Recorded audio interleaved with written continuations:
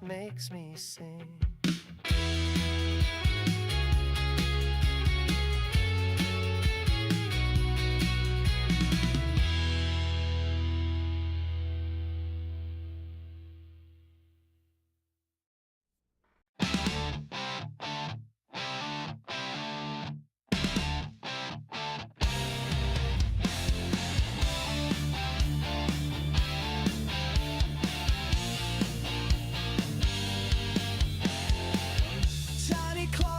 Tiny teeth so sharp, from the desk they leap to leave their mark. Plastic beasts in a cubicle parade. Chaos reigns where order was displayed.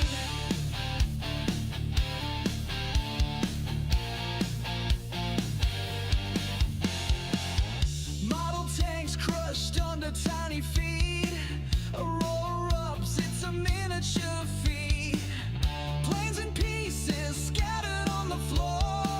The office wars begin with a plastic roar. Kid model kings come alive tonight, tearing through the paper in a mighty fight. Staplers fall and the printers groan. Plastic titans claim this office throne.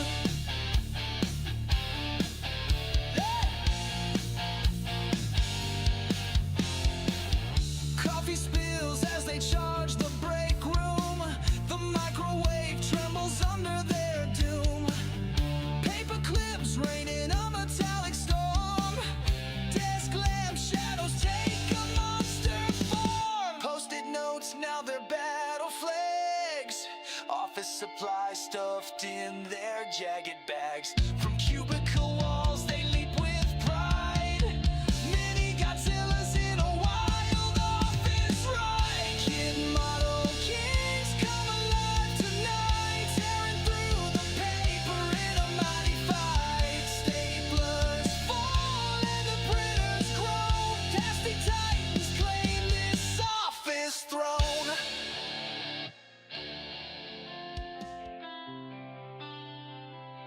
Kit model kings come alive tonight, tearing through the paper in a mighty fight. Staplers fall and the printers groan. Tested titans claim this office throne.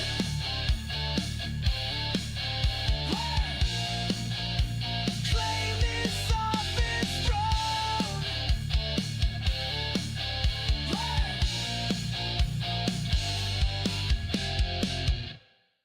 The box is staring me right in the eye. A model kit with wings that want to fly. The couch is calling with a lazy embrace. Decisions, decisions, I'm stuck in this place. Build it up or zone right out. Plastic dreams or a rerun bout. Hands are itching, remotes in sight. Will I craft or binge tonight? Instructions whisper, take me slow, but the TV's glow says, let it go. Glue and paint or popcorn in hand, I'm caught between two promised lands. Build it up or zone right out. Plastic dreams or a rerun bout. Hands are itching, remotes in sight. Will I craft or binge tonight?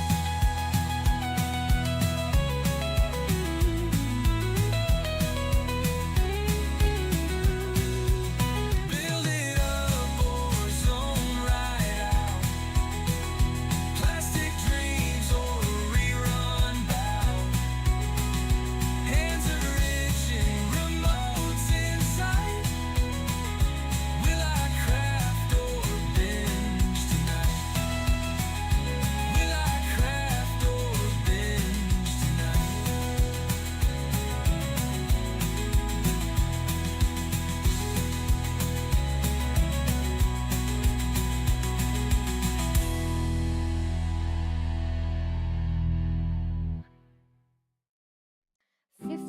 Years and counting, still the same old parts.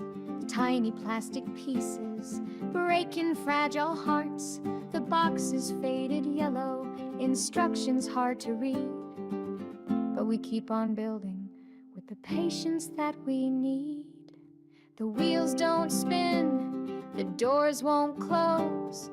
Glue stuck to my fingers, it's how it always goes. The decals peel, the paint won't dry, but we laugh and we love it, don't ask us why. Oh, timeless pieces trapped in their prime. You've been outdated, but we don't mind. From grandpa's hands to the kids today, you're a mess of nostalgia we can't throw away.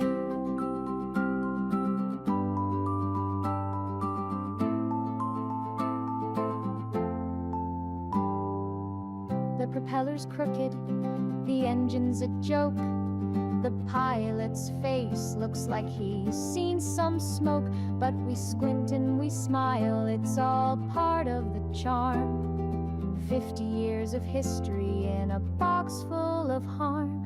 Why update perfection? They must have thought a masterpiece of chaos, the joy we've sought. Generations of builders all shaking their heads. Still we sit at the table, ignoring our beds. Oh, timeless pieces trapped in their prime. You've been outdated, but we don't mind. From grandpa's hands to the kids today, you're a mess of nostalgia we can't throw away.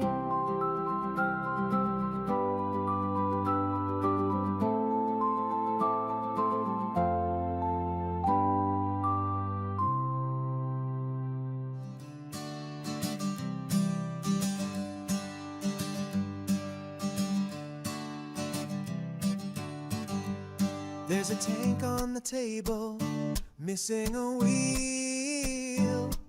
A spaceship half painted, how does that feel? The pieces are scattered like a puzzle unsolved. My ambition's a crime, but I've never evolved. Glue it together, or leave it undone. These model kids laugh while I try to have fun. The instructions are cryptic, the parts are a mess. Why do I start more when I can't finish less?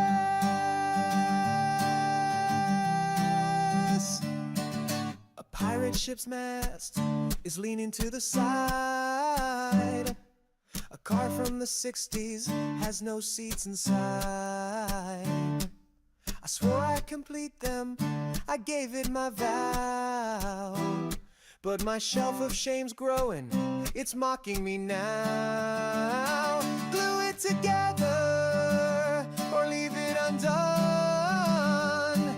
These model kids laugh while I try to have fun.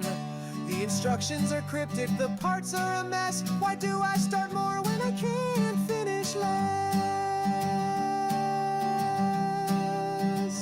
I bought another kit, it's a shiny new plane, but I know the ending, it's always the same. A promise to finish, a battle to fight, but by midnight I'm cursing and calling it a night.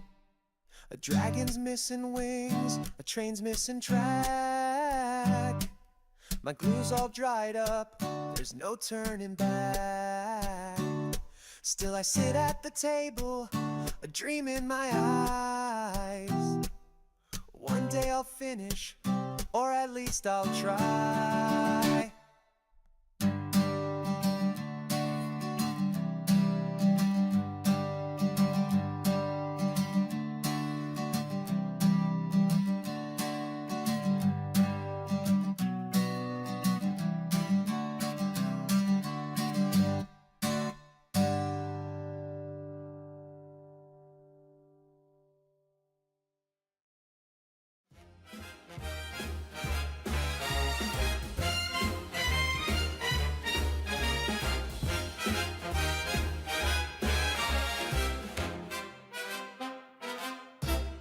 Chuck Golder's plane was a roaring beast, a P-40 Tiger taking off to feast.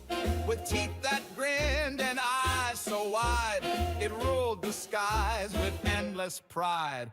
But this model here, oh, it's a crime. A lopsided wing that is misaligned. The glue won't stick, the prop won't spin.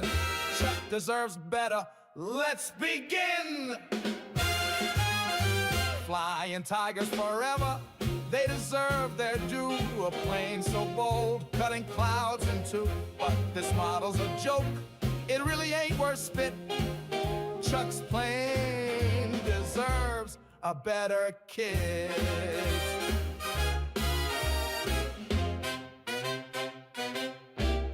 The decals are lame, the cockpit's askew. This kit's a disaster, I'm feeling blue. The landing gear's crooked, the tail is a mess. Chuck's legacy deserves the best.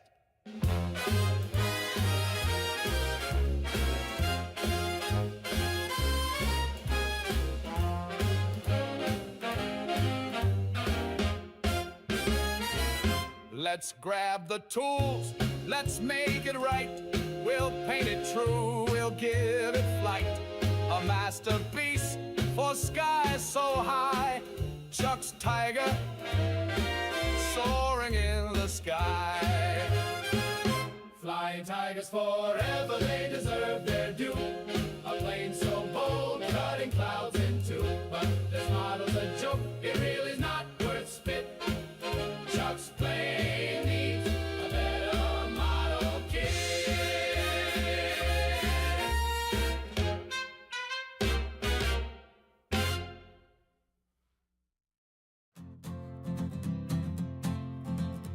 I got a model of Chuck's old plane, a P-40 Tiger, but it's kinda lame. The paint's all wrong, the wheels don't spin. This Flying Tiger's looking pretty thin.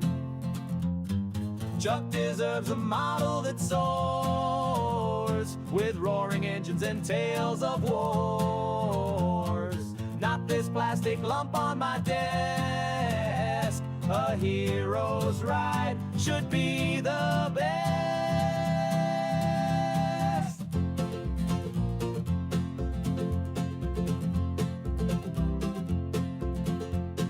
The decals peel, the cockpit's a joke. The propeller wobbles like it's gonna choke. I tried to fix it with some glue, but now it's stuck and the nose is skewed. Chuck deserves a model that soars, with roaring engines and tales of wars. Not this plastic lump on my desk. A hero's ride should be the best. I'll build a new one with pride in hand, a P-40 that'll take a stand, with shiny wings and tiger's grin, a model worthy of the ace within. So here's to Chuck and his flying feet, a tiger's roar that can't be beat. This new model will make him proud, a soaring legend above the crowd.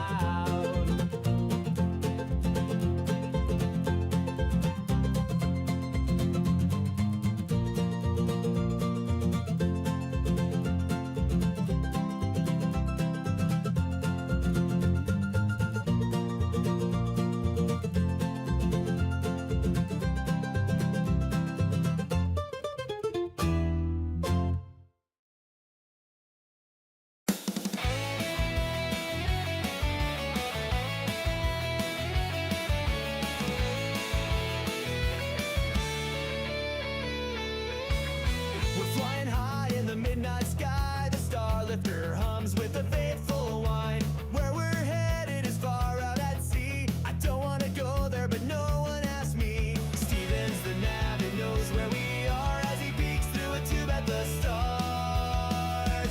Where are we, Steven? Are we lost at sea? Is Diego Garcia where it ought to be? Your maps and charts had better come through.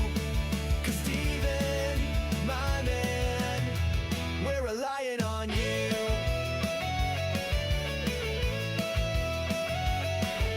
He shoots the stars and plots the course. The ocean stares at us without remorse. Steven's got his ruler, but he scratches his head. I hope you know where we are, 'cause I just go where I'm led. Where are we, Steven?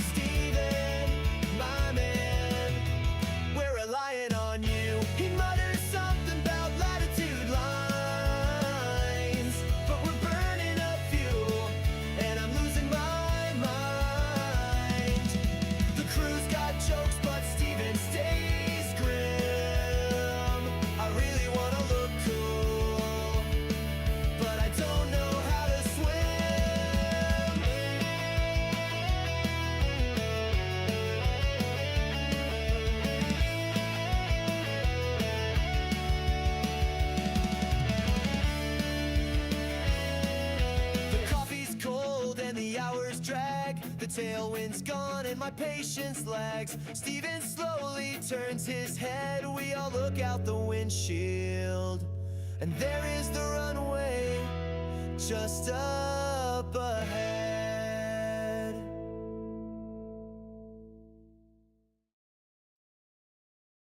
Spill the black when I lean back. It looks like my desk was taken flat. Decals flying to the floor. This kit's a mess, but I'll build some more. Oops and splatter everywhere. Painted in my hair, but I don't care. Clumsy hands and crooked wings. Building chaos makes me sing.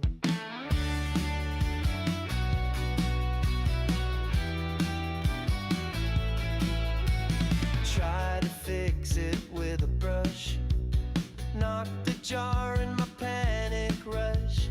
Tiny pieces lost in the rug. Found one stuck to my coffee mug. Oops and splatter everywhere. Painted in my hair, but I don't care. Clumsy hands and crooked wings. Building chaos makes me sing.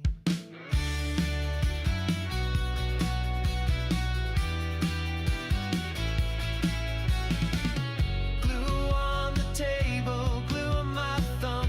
My masterpiece might look a bit dumb, but every mess tells a funny tale. In my kid model world, I never fail.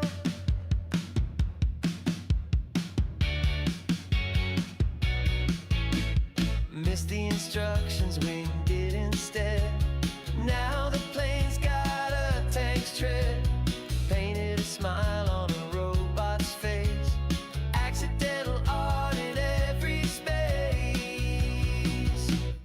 Oops is dead and everywhere. Pain in my hair, but I don't care.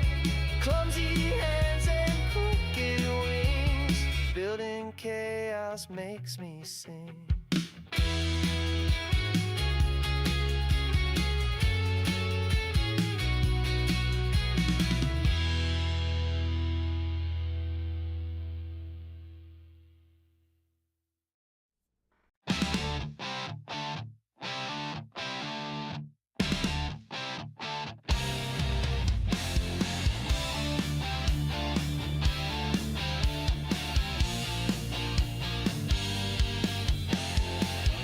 Tiny claws and tiny teeth so sharp. From the desk they leap to leave their mark. Tastic beasts in a cubicle parade. Chaos reigns where order was displayed.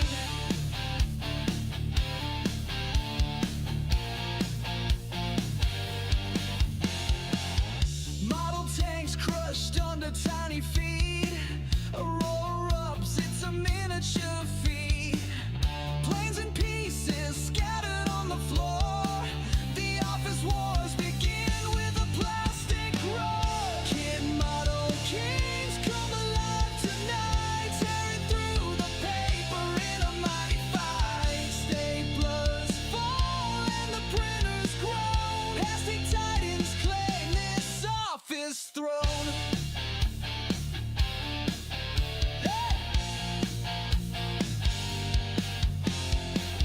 Coffee spills as they charge the break room. The microwave trembles under their doom.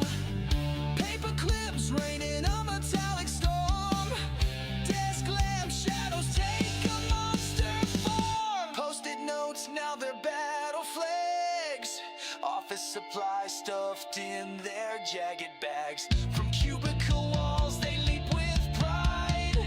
Many Godzillas in a wild office ride. Kid model kings come alive tonight, tearing through the paper in a mighty fight. Staplers fall and the printers groan. Plastic titans claim this office throne.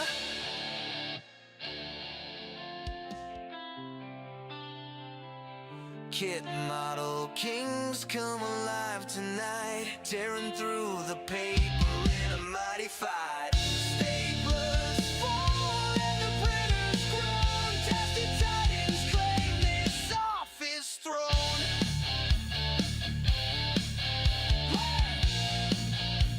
Claim this office throne.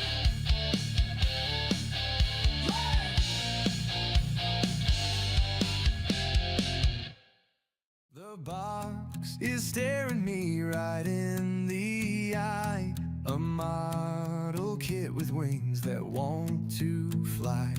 The couch is calling with a lazy embrace. Decisions, decisions, I'm stuck in this place. Build it up or zone right out.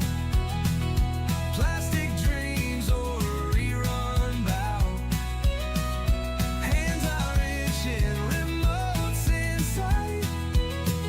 Will I craft or binge tonight? Instructions whisper, take me slow, but the TV's glow says, let it go. Glue and paint or popcorn in hand, I'm caught between two promised lands. Build it up or zone right out. Plastic dreams or rerun bout.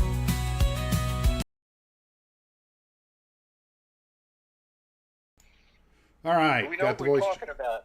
What are we talking about? Well, We- first off, we're going to start talking about. Let me get. All right, boys and girls, we're on air. Well, hello everybody. Max and Max's Models here. Welcome to another scintillating live stream, and I want to thank everybody for showing up. Hello, Trey and Super and Frank and Mark and Mike and John and Brian and everybody else and Herman and all you guys and Barry. We have the whole gang here, the whole band's here tonight. We got Ken and Steve. Say hi, Ken. Hey, say hi, Steve. Hi, Ken. Hi, Steve. We don't get it. We don't get it. Hi. Hey, thank you for being here. Wow. Now, No, that's what happens when you're the peons. we just take it for granted. So, Yeah, you know. here are a couple of things. First off, oh, good heavens, I took a picture and I didn't. Next thing you know, would be AI generated. It wouldn't need us anymore. Ken, I don't need you now. Yeah. that was mean and cold, but that doesn't mean it wasn't true.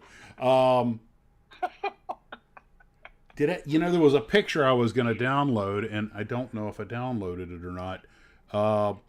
You guys may know that Matt Line sent me this nice photograph of an Airbus, a painting that he did, artwork he did of an Airbus flying off the clouds for retirement. My wife had it have it printed professionally mounted. You know what? I don't think I took the photo. I'll just get the thing off the wall. Hang on. I got it hanging right up here in my office in Captain's Corner.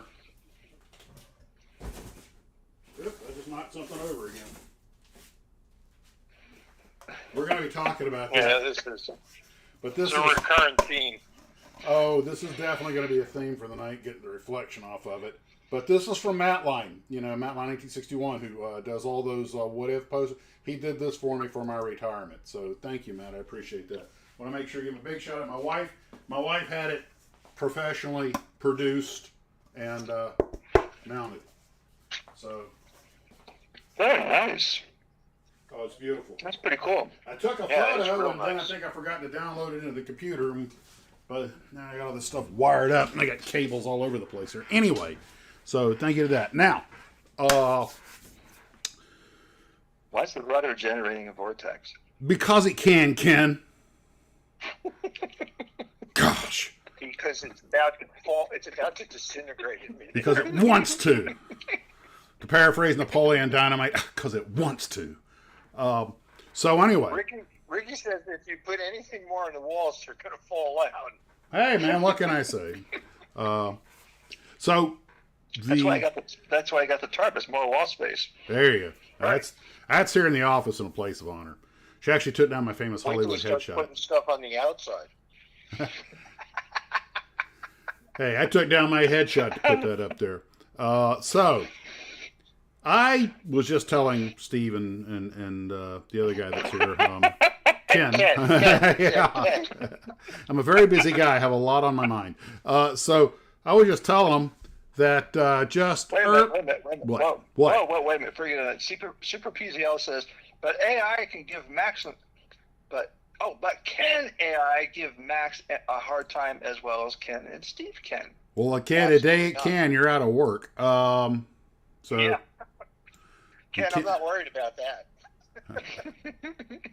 Rivet counters. I'll take that challenge on one-on-one any day. So, as I was saying, a couple of things happened today. That's what walls are for. Airbus putty table. Where's the paint? Oh, there it is. Yeah, this happened to me earlier today. One of the things we're going to talk about today is really lame kits, and we're also going to talk about not only really lame kits, but like maybe some really lame things we did.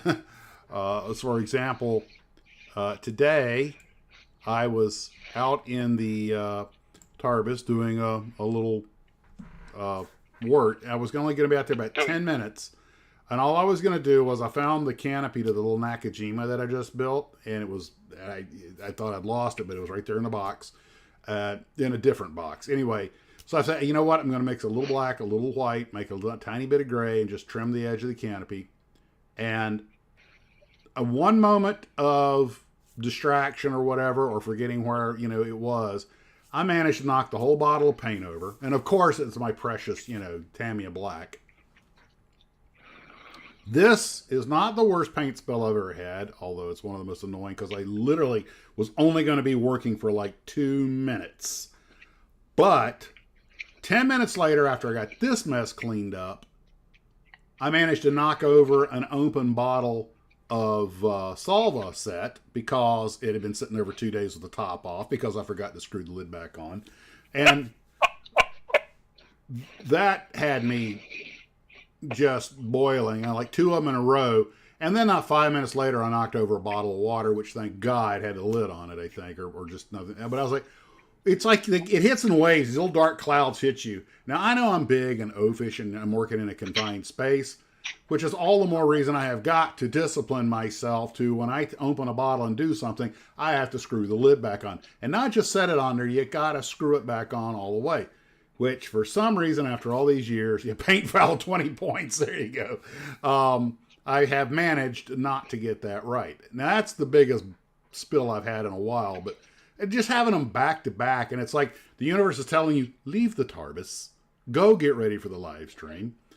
But on the upside, you guys may remember that mess I made out of the DC-8 trying to take a shortcut and use house paint. But I did have a... speaking of paint, the other thing I painted today, and okay, here we go. My wife has that same problem once a month. What? Don't. Knocking things over, spilling things, Oh, just clumsiness. okay. Ugh, scared me there for a second, Ken. I really don't want to go back to YouTube jail. So what happens is What AI is going to do that for you? Ken, you just never know. Anyway, what I was getting at was the board that I use as a table in my workspace has gotten so much spilled paint on it. Okay, here's an image of it of just before I took it outside. I decided to go out and use what was left of that thick white house paint that I had in the spray can to clean this up. I have so many paint splatters and drops and smears on my work area that it actually hides parts. I'll drop a part right on the table. I have to go hunting for it because it just hides like camouflage. So I finally got the bright idea. Let's go ahead and just put a coat of white paint on this, at least on the blotched up areas, because I primarily work in the center areas. You can tell by all the spilt crap there. And just tidy this thing up. So I carted it outside, and there's that rattle can that I used, and blasted it. Here's a flash. Why don't you just flip it over? Because it's raw wood on the other side. It's not painted on. That was my first inclination, like a dirty pillow, just flip it over. but it was just raw naked wood on the other side. They only painted one side of these things. Ken, I have a question for you, Ken. He's Sure, go put ahead. all this paint in a small period of time, and he's done this several other times. How much adult beverage liquid has he ever spilled? Not one. Oh no, Not a no, drop that I no, ever that's saw. not true. one drop. Maybe you should put his paint in drinking glasses. Hold on, Ooh, hold there on, you Steve. go. Hold on, just hold your horses there. I have to add some since you brought that up. And this happened only a couple of weeks Now before. he's gonna spill the wine. No, I can count all the drinks I have spilled in my life with no thumbs. And about 2 Priorities, weeks, man. Priorities. about 3 weeks before I retired, I was in the Connie at the JFK TW Hotel. I was going to have one drink. I ordered an old fashioned, which is like $18 in that thing, right? Although they do use the very top shelf stuff. And the guy hands it to me, and I set it down to give him my credit card. And when I set it on the counter, it fell over and dumped the whole thing on the counter. Because, hold on, because I hadn't even taken a sip out of it. Because they had this square plexiglass thing that had like their menu on it on the counter when I set it down. It's plexiglass. You can't, I mean, it's clear, so I didn't notice it. And I set it down and it flopped over. And I was like, what is this doing here? And I don't think it was supposed to be there. And the guy looked at me, I looked at him like, And there was that look at each other about, you spilled it, you paying for it, versus you guys put this on the counter where it had no business being. I'm not paying for it, And he decided to go ahead and just make me another one to avoid a conflict. So, and I left him a nice tip, but I was about to cry, and Wise man. Not you. Frank wants to know if you hang your laundry and the tools of shame on the same wall.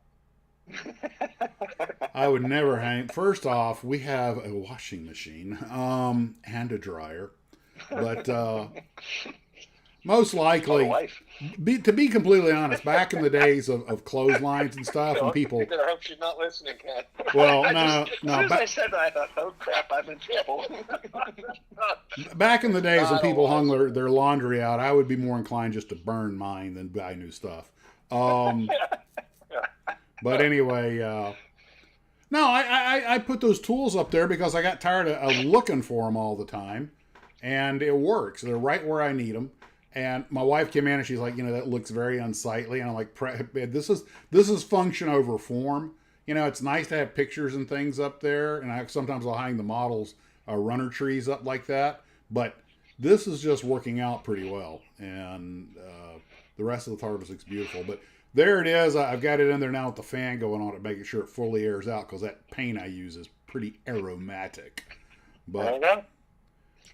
Meanwhile, the crowd says, thank goodness you haven't spilled Tamaya thin cement. oh God, I spilled so much of that. I spilled more of that than anything else. And I don't know what, probably because it's got the tall top on it. But you just, you're busy with something, you forget, you just put the bottle there, and you just move your hand. And we got gorilla arms like I do. They have a rather large sweep. And, but I will, Natasha says, pegboard. You need pegboard. well, now Rob that would Office just, said- that Rob would just, Office says, laundry? What is this thing you speak of? raw laundry, Rob. It's what people who don't burn their dirty clothes do. Of course, when I was in the Army, we wore our uniforms out in the field for so long, you didn't have to wear burn them. They pretty much self-ignite. But and anyone who was in the Army or the Marines knows what I'm talking about. You'd be amazed the aroma that can come from a human body that hasn't bathed in a week. But Therein is my premise of why The Walking Dead is stupid. yeah, you'd They're smell them. rotting bodies. You Yeah. can't smell them coming a mile away. Yeah, really. They There's, sneak up on there is them. no way they are No. sneaking up on you. Nope. Not from upwind. Tool hanging is totally floored. It absolutely is. It's right up there with the old tire plant pots. And so, anywho, what the heck were we talking about? You need to retract your flaps, Max. But putting the tools up there works out really well. Super PLC says, use Play-Doh. It sticks everything to the wall. I have to disagree with that. I've done a lot of these with Play-Doh, but you stick anything in weight, it's not going to stay. But but modeling clay might. Oh, Garfield reminds you. He says, Max, I did send you some plastic holders, no spills, to hold your paint and glue. And now I've got to find them because so much stuff's been moved around. I have a wooden one. I had the one Trey sent me for the glue, which is over here on my desk. He actually 3D printed that one. And I have one that was sent to me that's wooden, it's square with a round hole, and that comes in real handy. I need about 400 of them. But the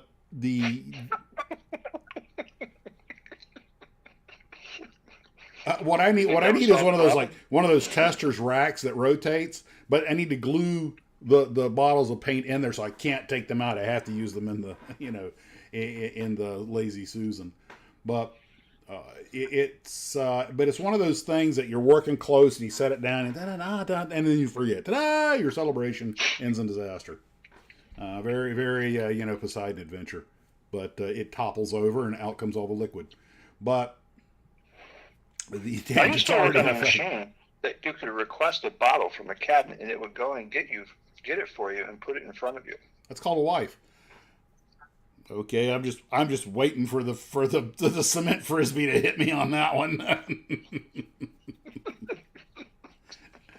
But Even though there's no spill rack, Max could still spell the whole rack. But I have made some really big mistakes. I don't know. Well, no, I've actually.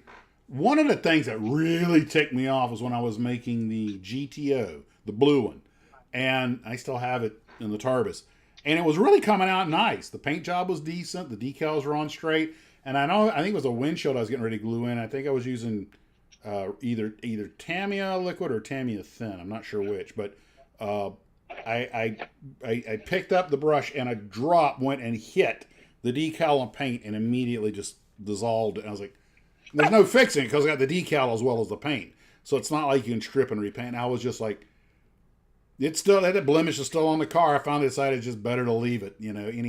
Any attempt to fix it was only going to make it worse. But I mean, I just was sitting there boiling. Freaking gravity. Man. Lima Crazy says we need a viewer's workbench video. A viewer's workbench? And Steve Mercer says you should have the glue troopers send in pictures of their modeling areas. Well, a few of them have. Put them up like a viewer's build. Yeah. Well, a few of them have. That sounds like a good idea. Hey, if you guys want to send in pictures of that, I'll be glad to include it in a viewer's build. A few of them have come in. And a lot of guys, don't want to show where they work because they, let's face it, most of our desks are a mess. And they, although I've had a couple of guys send me pictures of beautifully organized. And I'm kind of like that. A workstation that clean and organized is a sign of a psychopath. But it's like Keeler. Somebody who never builds anything. That's what it's a sign of. Well, it's like Keeler. When Keeler shows the videos of his workshop, and I know Keeler's a professional, but everything's neat and in order and all that other stuff. And I'm just like, are you trying to piss me off? But he hasn't built a model in 3 years. Well, he's been working on that Titanic, the big one, and when Keeler's done with that, I'm going to carve up a nice piece of styrofoam. I'm going to send it to him and go, "Here's your iceberg." I said, "You ever going to finish the Titanic?" He goes, "Yeah, I got to get back to that." Yeah, I got it. I'm just going to send him a big, nice, jagged, diamond-shaped piece of ice and go, "Here's your iceberg." Styrofoam. Go, "Here's the iceberg." Yeah. But modeling mistakes, we've all made them, and I know every one of us probably has a model that we threw away because the modeling mistakes were just bad. And I imagine most of them come with painting. I would say probably more projects are ruined in the paint job than anything else. You go all that trouble to build it, and for 101 reasons. But I just had somebody, it was Tommy Anderson, just asked me about he's doing an F-107, which was nice. It's got the red with the gleaming metal and everything, and he's a little leery. He's got the red paint on there and everything. I'm like, Tommy, if you want gleaming metal, first off, this is my experience. Maybe, mileage may vary, but it has been my experience that if you try to mask off aluminum, like the metal paints, you're probably going to damage them when you remove the paint. Scale Francis says, "I am a psycho." Like, Yeah. Well, that's, but if given the option, Solve that problem. given the option, I would rather paint a color like red, let that harden, and then mask it, and then put the metal on afterward, prime and put the metal on afterwards. My experience has been that when you like put the metal, I could be completely off base here, but when you put a nice metal paint scheme on a model, and then you try to mask that to paint the stripe or whatever, when you pull it off, it almost always damages the metal finish. I don't know if you've had that experience or not, but metal finishes are really tricky, and I have yet to see anything, including pearl or gloss lacquer, that does anything other than make them duller.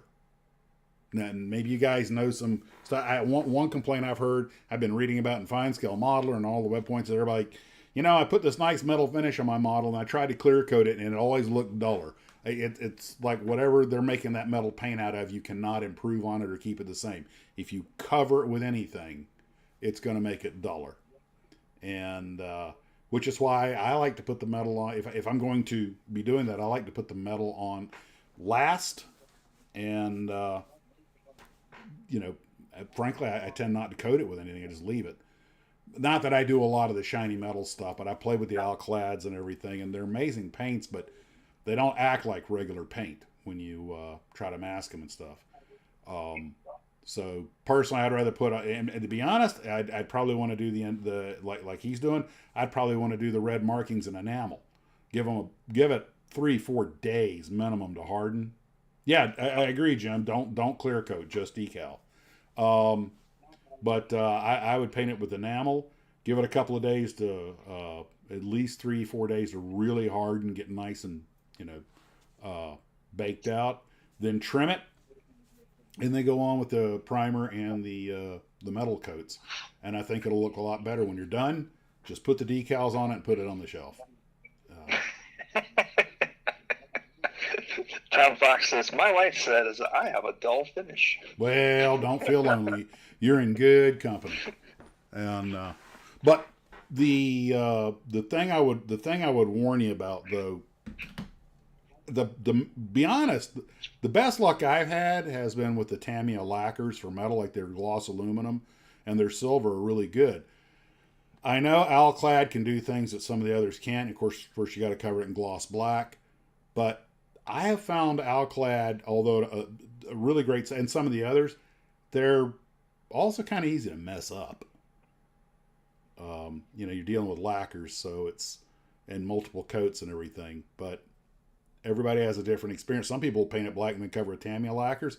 But in my experience, Tamiya lacquer goes on good over just regular primer, even the metal stuff, but I'm usually doing things that have a dull finish. And somebody just made a comment on one of my videos about a model I did not too long ago, and they said, isn't that supposed to be a shiny metal? Actually, it's something I built. It was a Mustang I built. It was PD second, and they like, didn't he have a gloss finish on his airplane? I'm like, I really don't know. All the photos I've seen of it have been black and white.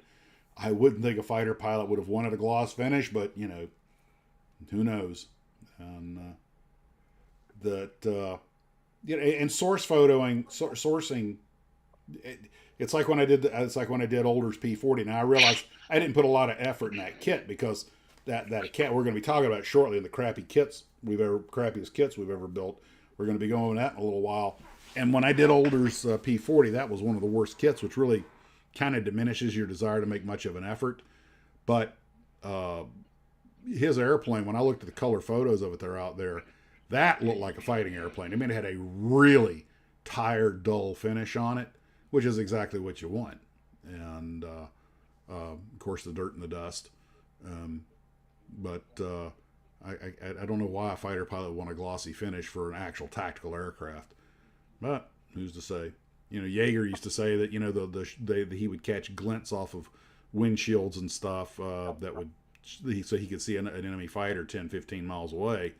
Maybe an overstatement. But the point is that you didn't want anything shiny on the airplane. But that's the way now, of course, if you're doing, research airplane or showplane. What are you laughing at, Ken? No, it says, my beautiful wife says I have the personality of a dead fish. And the dead fish took insult to it. The Revell Chrome Spray. Yeah, Yeah, Okay, I gotta don't ask. clear code it. What? Then why did she marry you? Well, Ken, you don't know what her power personality is like. You know, it's sad news. You know, I'm not even going to comment on that you one. know, you just never know. Yeah, that's dangerous ground. I gotta be careful Yeah. there. A 56 fighter group would wax their P-40s for speed. Oh, that's nonsense. They're just showing off. Look at us. We're not scared of you, German. Yeah, we got shiny airplanes. Doing the water line first establishes the symmetry of the build. Man, I tell you what, you want to have some fun. I made a tool for drawing the water line on ships, and I got it out of a magazine. But you know, you make some, so you just basically the tool stays in place and you run the hull around it, so it'll make a line all the way around the thing. One of the hardest things I have ever done in model building is try to make a straight line on a curved surface. And That's I've heard, impossible. huh? Yeah, well, that's what you make the tool for. Yeah, I've heard a guy. Now I know they waxed their jets and stuff, but that's back when we had shiny metal jets. What is it that thing said at the beginning of the book? You know that we flew silver jets of shiny metal because we were unafraid, for we were the United States Air Force. Hey, they do it with cars. They do it on race cars. Yes, race They cars. polish them and make it smooth Yes, so it doesn't disrupt the aero. right. And that may actually be a thing that could possibly work because drag is drag. But when you're flying around with people trying to see you so they can shoot you, that adds a different element to it. Vallejo metal color. Well, they can be impressed while they're shooting you down. Wow, I don't want to mess that plane up. That looks too good to It's shoot so at. pretty. Why would we want to wreck that plane? I can barely bring myself to squeeze the trigger, but I will. Well, you know, you can take the World War I mentality, like the Flying Circus. You know, they had the gaudiest airplanes. I mean, they literally pimped their rides. And I was looking at some German World War I aircraft. And the British, you know, were like, "Hey, let's paint the airplanes olive drab with light color under. You know, try to fox the Jerry's here." I'm like, "Okay, good, solid tactical decision." And the Germans like, "Hey, let's paint them blaze red and yellow." And you know, I'm like, "Okay, well, that's a philosophy too." Of course, the British did that, and then they painted big white stripes on them. Why would Steve Mercer say, "Yeah, race cars don't have a tail gunner"? I don't get that one. Well, the heritage ones are painted, sure, because they're show-off airplanes. It's like, I just saw something recently on the famous Playboy Bunny F4, I think it was the Navy had, with solid jet black with the Playboy Bunny on the tail. And and that was all buffed up. Polish adds weight. Yes, Seriously? Ken, so does No, paint. I don't agree with that because I know several people who do have race cars, and they do polish them Well, because it keeps them smooth and it goes through the air better at high speeds. yeah, okay, Steve, this And the gets dirt back. don't stick so easy. Yeah, but this gets That's back to true. but this all gets back to the rocket equation, okay? This gets back to I'm going to add a little bit of weight to smooth out the airflow. Like they say, there are no there's compromises. There's no solutions, only trade-offs. I'll add a few pounds of weight to the car and wax to make it smoother because it'll run cleaner. What's better, the lighter weight or the smoother finish? And it's something like a race car, the speeds they're going, I would think the smoother finish matters more. However, in an airplane, you realize something like a C-130 has like 1,200 pounds of paint on it. Pounds of wax? What are you using? I don't know, Ken. Maybe it's a minivan. But the thing is that a C-130, they say when they wash the C-130, they can remove as much as 400 to 700 pounds of dirt off the airplane. The paint can add 800 to 1,000 pounds. When they weigh airlines, one of the reasons American Airlines has shiny metal airplanes was they like them to be lighter. And they're like 800 to 1,000 pounds lighter without the paint. But there's a trade-off. Paint will prevent corrosion. So American has to be extra diligent to make sure that, you know, the airplanes are kept clean. And I actually had, when I was in college, I worked with a company that had a contract washing American Eagle airplanes when they would come through Tallahassee. And I couldn't believe, you know, they look pretty and white when they pull up, but You start washing, see all this just daily dirt and grime come off of them. You realize there's a lot of goop going down the drain. So they sure look pretty in the morning. But everything's a trade-off. And that's like flush riveting. Flush riveting eliminates a lot of drag, obviously. But it's a much more difficult process than buck riveting. So the planes are more expensive. Obviously, when you're dealing with a fighter plane or something, they've determined, hey, this is worth it. The extra 10 or 20 knots we're getting out of it could save someone's life. It's absolutely more important.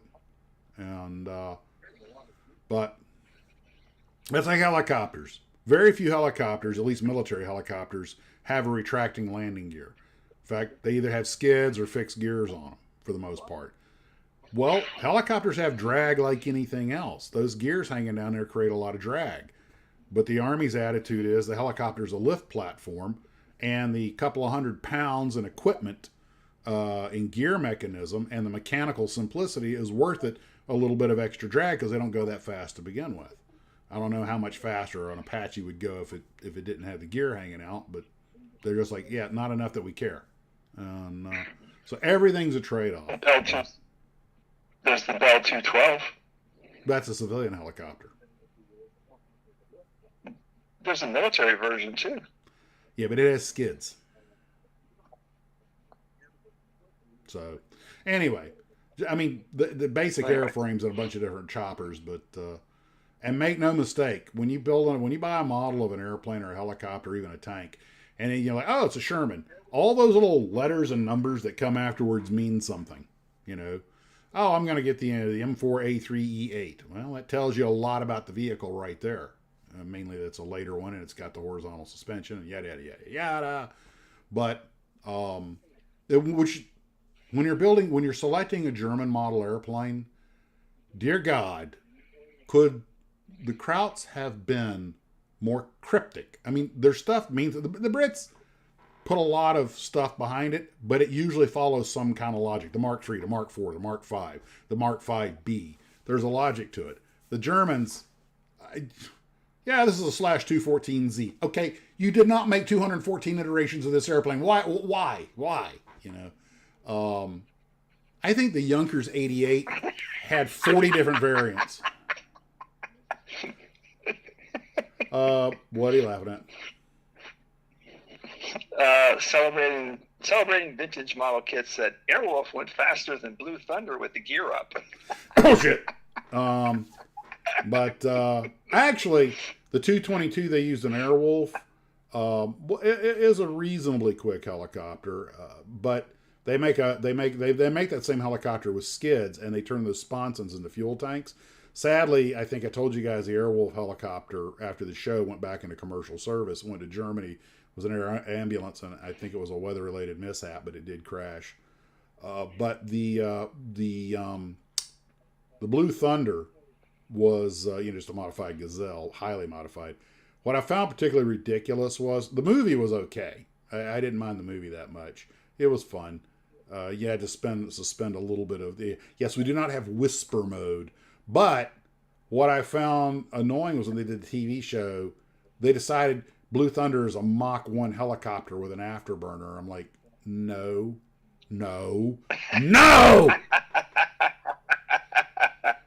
Bad TV director. Bad director. Just no. But yes, as Brian was pointing out, the Chinook is actually the fastest helicopter in the inventory. And the reason's simple. All the power goes to drive. It has 2 lift drive rotors, 2 main rotors. You got all your power going into propulsion. In Apaches and these others, a certain amount of power has to be pulled off to run the anti-torque rotor. But also, Apaches don't really need to be that fast. I mean, look what their job is to hover in the treetops, jump up and kill tanks. The Chinook has to get equipment and people from point A to point B. The Chinooks not only are faster, they can go higher than like the Super Sea Stallions, because when you get up above, 18,000 feet, the tail rotor helicopters, the air gets so thin, the tail rotor starts losing authority. And the Chinook doesn't have that problem. So that's why you see the Chinooks being used all over Afghanistan, is because they could go up in those mountains without nearly as much trouble. And the Army Chinook pilot's unquestionably the best in the world. You see them doing stuff on these big helicopters. They're backing up and hovering with the loading ramp on top of a building on a mountainside with all four wheels in the air, basically more or less holding a hover while they offload cargo and put stuff on. Like, geez, man, those are mad skills. Chalk one up for the Army on that one. But the Airwolf was designed for suspension of belief. That's exactly right. That's what it was. It was a TV show that came out in the 70s. You know, and it was, and I, you know, it was cool. In theory, you could have a quiet mode. Oh yeah, no. That's been done. Are you familiar with the? And in my opinion, this is the stuff they need to make a movie about. You can make a good low-cost film about this. Are you familiar with the spy mission that a pair of specially designed Hughes 500s did into? I think it was into Laos to tap the communications of the enemy. Do Chinooks have an active oxygen system? I never saw an active oxygen system in one, but when I was in the Army, the D model had just come out and we weren't flying in the mountains. My guess is they probably do have one, but an oxygen system like that can be installed pretty easily just using portable tanks. So I would say yes, I'm sure they do, but I don't think it's integral to They all have a quiet mode. Well, Just turn it off. Oh, yeah. No. What happened was Steve. I don't know. It was the Army or the CIA wanted to go tap this communications tower, which I think was in Laos, and they had Hughes. They already knew the Hughes 500 was a very quiet. It is a very quiet helicopter, just naturally, but they'll, you know, the small multi-bladed rotor and everything. I think it's what, 5-bladed rotor, and the this is one of those things where something out of the civilian world came in handy. The little Hughes 300s and Schweitzer 269s and little bug-eyed two-seaters, they were being used for like agriculture flying and stuff and training. And in some parts of the country, people were complaining about the noise. Hughes came up with a 4-bladed tail rotor. It turned out most of the noise was coming off the tail rotor. Hughes came up with a 4-bladed tail rotor to make them quiet so they could fly around cities like police choppers and stuff like that. He built a few hundred of them. And somebody said, hey, that might be handy on some of our, you know, helicopters flying spook missions. So when they wanted to do this, they sent a couple of Hughes 500s to, or maybe they were built from the ground up. I think they were modified existing ones. They put suppressors on the engine. So they had this big, looked like a gigantic exhaust sticking out of the bottom, but it was basically a gigantic muffler over the exhaust because the 500 has a tiny little engine in it. Trey can tell you about it. He's worked on them. But they modified the rotor heads and the blades, and it already has a very rigid system, so it doesn't make a lot of flap. They put that 4-bladed unit on the tail. They put some little infrared early FLIR in the cockpit. You can go out online and see this, you know, on Spybirds. But the thing could hover a couple hundred feet away. You could barely hear it. And they were talking about they would fly around at night in their training missions, you know, at 100 feet. And just no one even noticed they were there. They were so quiet. And so I don't know how much noise the Notar makes, but didn't catch on like I thought it would. So anyway, they flew the mission. And they got held up several times due to weather and mechanical problems. The FLIRs wouldn't work. But finally, they got to go. They flew, I think it was 2 of them. And they flew them into Laos, completely undetected. And apparently they were flying right by military bases and stuff. And no one even heard them. Middle of the night, down low. And they got to where they were supposed to go. And Murphy never takes a day off, okay? The deal was they were supposed to drop the guys and then fly over to a riverbed and sit down and wait. And they had to wait like 30 minutes. And then they had this like spring out spider web thing they were supposed to drop on a tree for the guys to climb up and get on top of and get evac'd out. And I think they were supposed to take it back with them. They didn't want to leave any traces they were there. All right? So the little Vietnamese guys that are going to do the mission, they've been climbing trees and training and super hardcore. So they fly in, they drop them off, they go sit in the riverbed. And of course, the pilots are sitting in the riverbed with the things idling, just nervous as crap, just to God, if anybody sees us, they're just going to light us up, right? And then when the time comes, they take off and go to the pickup. Well, the guys get on the ground, they go up to the tower. They had climbing spikes because they assumed they'd made the tower out of wood. The tower was made out of cement. It was a concrete tower. And those gutsy little guys said, okay, so they're concrete. We can't use our climbing spikes. They just lashed their ropes around it and shimmied up the thing anyway, planted all their listening gear, came back down, got to the extraction site. They picked them up and they flew them out. Huge success. Of course, they had to keep all this secret. And the helicopters, I think, were then immediately whisked away back to the U.S., where I think they were disassembled and converted back. But it was just, and the helicopter user at Obama said, yeah. Apparently, what Steve's talking about, the Osama bin Laden raid, that used a lot of that same technology. Okay. And there was some kind of, now those helicopters were not only suppressed sound, they also had a low cross section for radar. Radar absorption. Well, they also, that's why you saw that like Chinese hat dish on the tail and on top of the rotor mast and everything. And of course, one of them hit a wall coming into land. And I'm not criticizing the guys that are flying it. Apparently those things, all that equipment made them really squirrely to fly. They had a No, that's not what happened. Huh? That's not what happened to that helicopter. That's not what happened to that helicopter. It didn't hit the wall coming in? The tail rotor didn't clip the wall coming in? No. Well, Okay. it did, but the reason it did is because they were when they were practicing for the raid, the fence around the compound that they were practicing with was chain link, but when they got to Osama's, it was solid. The airflow wasn't the same, so it caused the main rotor blades to stall. Okay.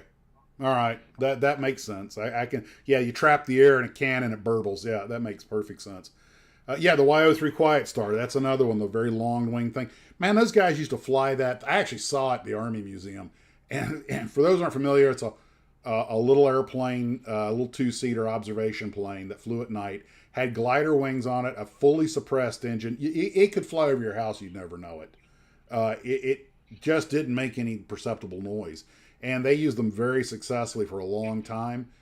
A lot of guys don't know that there was a version of the Beechcraft Bonanza that did that mission. They put a geared engine on it with like a four-bladed prop, and they were really quiet. And yes, I mean a regular Beechcraft Bonanza, no ejection seat or nothing. In fact, you've all probably seen that very commonly reused footage on all the documentaries of the pararescue guys, in the helicopter, the Jolly Green, getting this guy out of the ground. He comes up in the aircraft, got the mustache, a big grin on his face. And that guy was flying one of those Bonanzas. And I don't think he was shot down. I think the engine actually just quit because they were geared engines that were mechanically unreliable. They lost 3 or 4 of them to engine failures. That's one reason the program didn't last longer. But the guys loved them. They were easy to fly because they were Bonanzas, and the plane was super quiet. I forget the designation of it. I think we talked about it a little while back. But, you got to have some horns to fly something like that over bad guy land. No defenses of any kind other than stealth. Was there a power glider? Well, I think they did that in the YO3. I think sometimes they'd go up and shut the engine off. There are several power gliders that do that. How about a series of famous aces from every era of countries? Yeah, no, that's an interesting thought. But I always wanted to get a flight. I was on the 101st. Flying around in Hueys with the doors open is what we did pretty much all the time. And it's fun the first few times, but after a while, like, okay, here we are again. But, helicopters, the Huey's one of the loudest choppers out there. The Chinook makes it pretty distant. But when I was on the 101st, I could fly over at night. I didn't have to look. You could tell by the sound of the rotors what was what. But the little 500s, they really buzzed by them, a little puttering sound as they went by. And Snake Plissken on New York. Escape from New York is one of the best budget films they made. What? Yeah, the Vark was quiet until passing. Yeah. Well, when you're chasing your own sound waves. Mach 2. But that's one of those planes where they don't know you're there. They knew you were there just recently. Yeah, thwappa, thwappa, thwappa, thwappa, thwappa. And the one that they told me the first time I went up in Huey was, Don't be scared by the weird sounds it makes. They're normal. And I was like, what are they talking about? Blah, blah, blah, blah, blah. I was like, Jesus, dude. Because Hueys don't fly. They just slap the air into submission. But the... I thought it was pound the air into submission. Beat the air into submission, yeah. And you want to do hot refuels on a Chinook rotor's turning hand? Never been so cold. Yeah. The I climbed up the big ladder on the back of the Chinook as part of air assault school. And I look out and you see that big up thing up the rotor blades going, and like he kind of like, this is fun. This is what I signed up for. Yeah. And they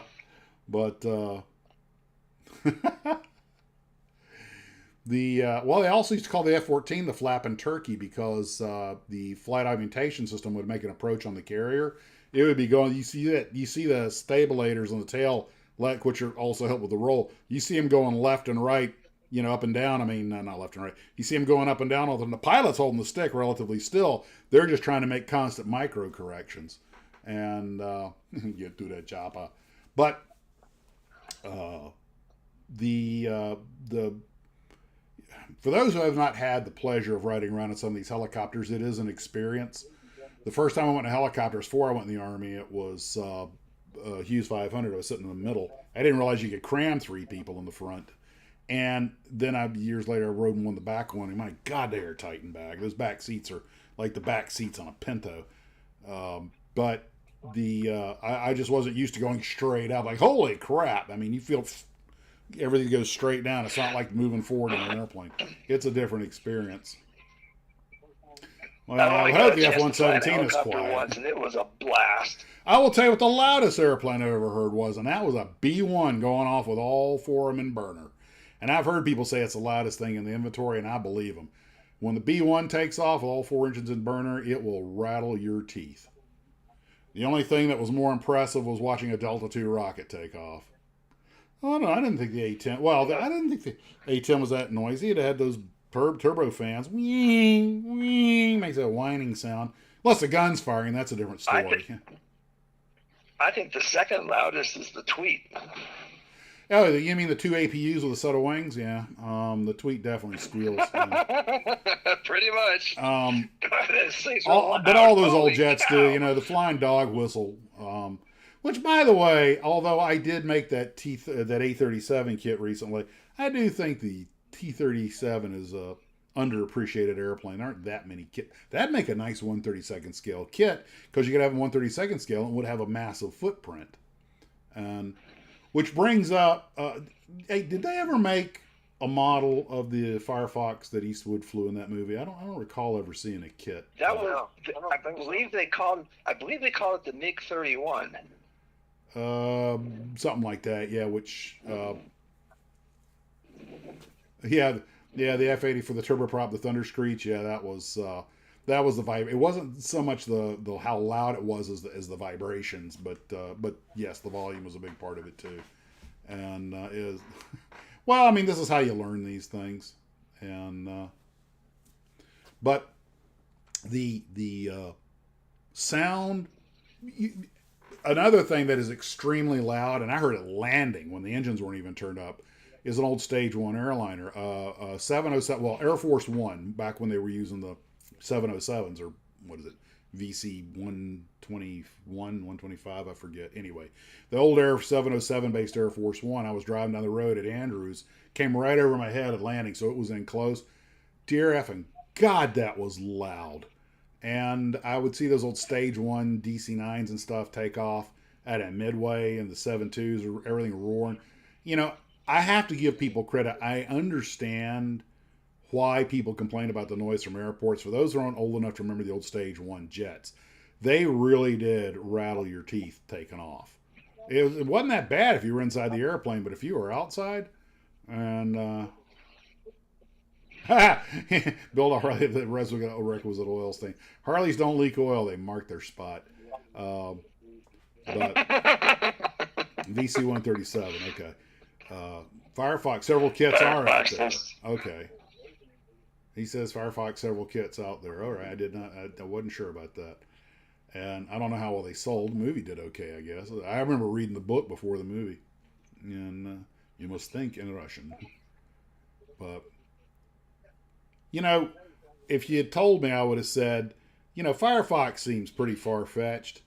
But with the crap they're doing with AI and everything now, I'm not so sure that reading your mind isn't just around the Yeah, the corner. T-37, the most efficient machine to turn jet fuel into The noise, babe. They don't call it the flying dog whistle for nothing.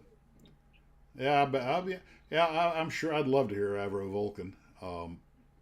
But I remember watching a pair of Watch T-38s Thunderball. rip off out of the former Craig Air Force Base in Selma, Alabama.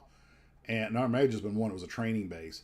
And I thought, that's one of the loudest things I've ever heard. And because it's a pure Stage 1 pure jet. And that's a T-38. The T-37s were loud. They weren't that loud. I used to hear T-37s. They used to come to Tallahassee all the time. They're more of a high-pitched shrill. The T-38 was a piercing. roar. Piercing. Yes. Oh, man, those things are And, piercing.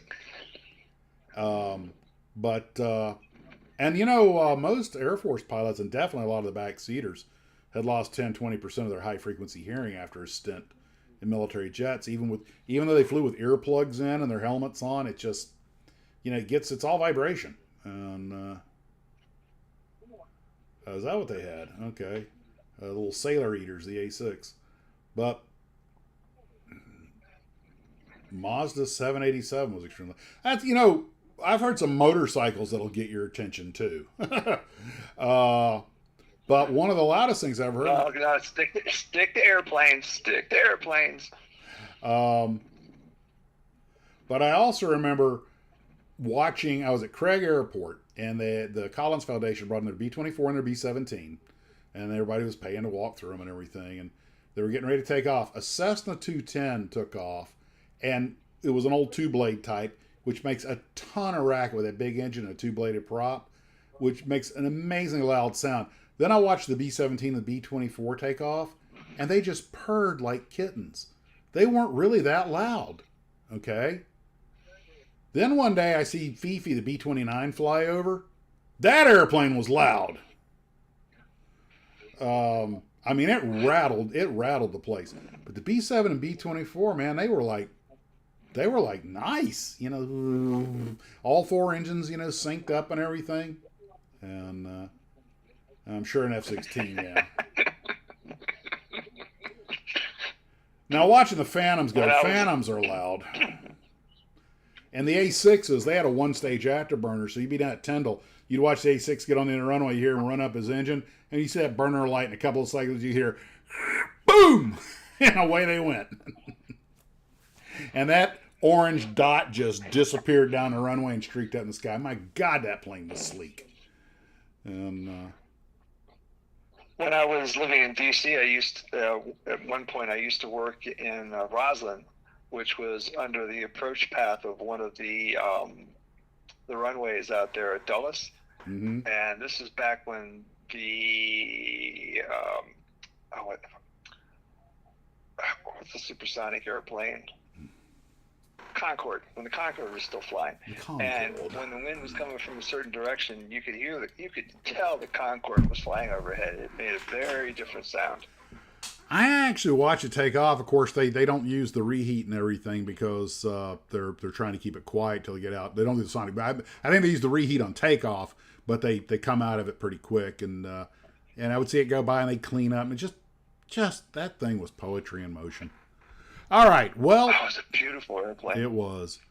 Let's start talking about speaking of foibles and mistakes, some of the crappiest kits ever made. And we will start off. I did a little research online this time, and I found some kits that were universally despised. And the first one, which I thought was interesting because it's not a kit you're likely to see these days, was Marusan's ME-262 in the short-lived 1 to 50 scale. We didn't download pictures from the guy's website, but apparently 1 to 50? yeah, that was when the scale wars were taking place. The Japanese, I think, were pushing 1 to 50. The Americans were pushing to 1 to 48. The Russians, I think, were pushing 1 to 30. And everybody just kept making models in these scales trying to sort of get dominance. The UK was doing a lot of, Europe was doing a lot of 1 to 76 because it matched one of the train scales. And in the US, for some reason, they were doing 1 to 72. And 148 and 172 and 132nd became the dominant ones. Yeah. The Otaki. Yeah, I've heard of. Now, this model, the 262, I mean, they couldn't even get the parts of the cockpit to fit. It didn't even look like, I mean, it had the basic outline of the airplane, but nothing was really right on it. And I was just listening. I was like, it's so bad I want to get one just because it's so bad. You know what I mean?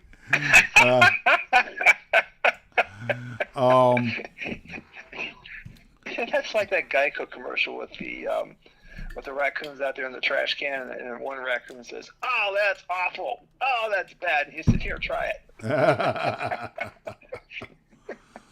One kit I didn't put on here, didn't think about, was the Monogram T28. Now that's a 1950s mold, but it's actually does not. I built one recently. It does not go together well. There are a lot better airplane kit models of it out there, but this one was one of everybody's favorites to pick on. It's just a crap kit, and they were saying that he showed some pictures. The moldings were lame. The pilot figure looked like a blob of plastic.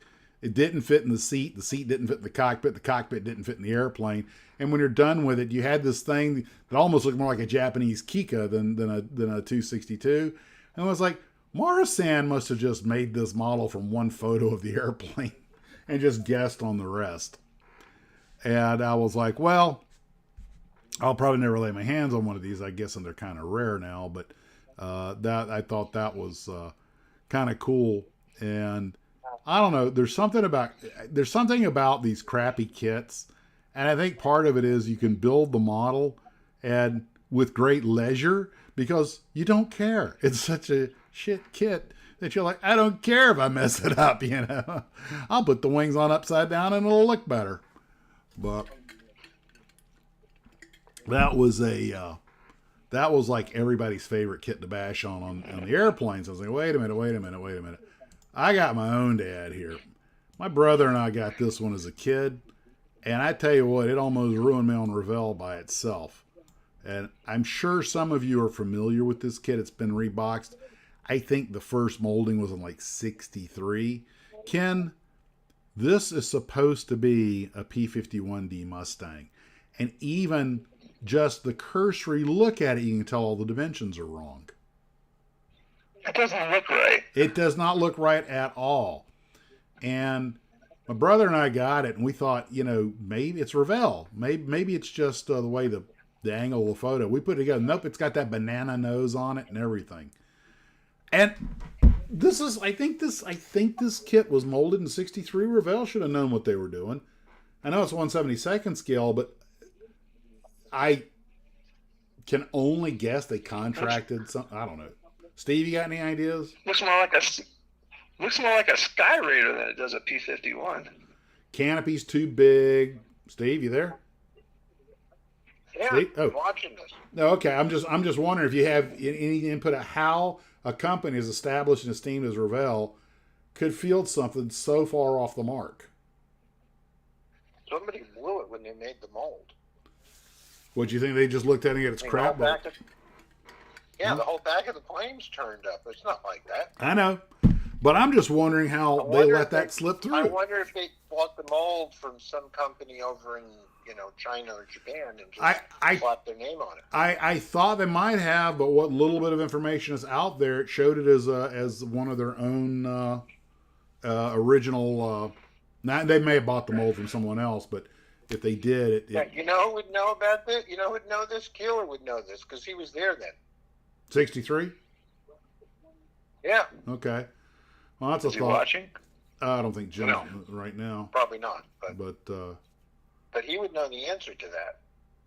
I thought Midori was a Japanese melon liquor. Liqueur. Hey, you should text him, see if he'll answer you back. That would be an interesting name for a liqueur. Would you like some Midori? Have some Midori, my dear? It's ever so much better than beer. He's already off onto another tangent. For those who remember the Limelighters, have some Madeira, my dear. Have some Madeira. Oh, I could do a spoof song about that. Buy a Madeira, my dear. Midori is the name of a liquor. Is it? Yeah. It's a Oh. green liqueur that comes from Japan. Oh, so you're right. He said he thought it was a Japanese liqueur. It is a Japanese liqueur. Yeah, Okay, well. It is. Yeah. That happens. I guess the Midori is what they pour in the mold. They let it harden. You've got a model from Midori. There you go. I'd be crap if Canada. Yeah, they had a few duds. This one, when you talk about a crappy model, and mind you, I was probably 10 or 11 years old when my brother got this. I think he's the one that bought it. And so that's half a century ago, and with plus. And I still, when you go, oh, the worst model ever built, and that pops right into my mind. So that left a mark. Well, you guys also know I didn't have too much good to say about the Academy Midori means P40. green. What? Midori means it does. Midori means green. I don't speak Japanese. I know sayonara and konnichiwa. Well, there you go. That explains that. But you guys know I just built this kit and don't have 3 good words to say about it. Lame-o. And that's not that old pressing either. Because my understanding, everybody was telling me that the Airfix 1/72 scale Tomahawk was really a nice kit, which Airfix use. I mean, I'm sure they've made a few duds like everybody, but overall they usually do well. But Academy's hit and miss. I built a little 1/72 scale Stuka, and it was great. But it was also much later carving. But this one just was lame in every way you can be lame. Worst model ever, the Big Revell 1/32 scale UH-1D. I remember that one. It had that oval shape to it, to the fuselage. Yes, I think my brother built it. I remember seeing it on the shelf, and as a 10-year-old, I knew that didn't look right.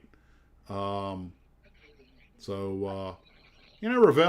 think about it. Revell actually did put out their share of duds. And, yeah, Brian, I've got a couple of them. I've got several of the Airfix P40s. I got 2 or 3 of them. And maybe I'll build them soon to sort of get the bad taste of that one out of my mouth. But those kits, those are the kits you take your time on and you do a nice job because they're nice kits. And I still have that 51D in my stash. Okay. Yeah, well, that's a good place for it. Yeah, I don't know if that was originally Academy kit. It may not have been. Well, I can check real quick. Scalemates. What's a P51H? That was a later model, a different engine modified tail. It had quite a few improvements, actually. I also had a K model. Let's see. Usually it was the engine that was different. The crowd says you should have built the P40 as well. Bill Kelso's plane from 1941. Yeah, he was flying a version of the P40 that didn't exist yet. Yeah. Okay. Academy. Full kits. P40. Okay. 1/72 scale.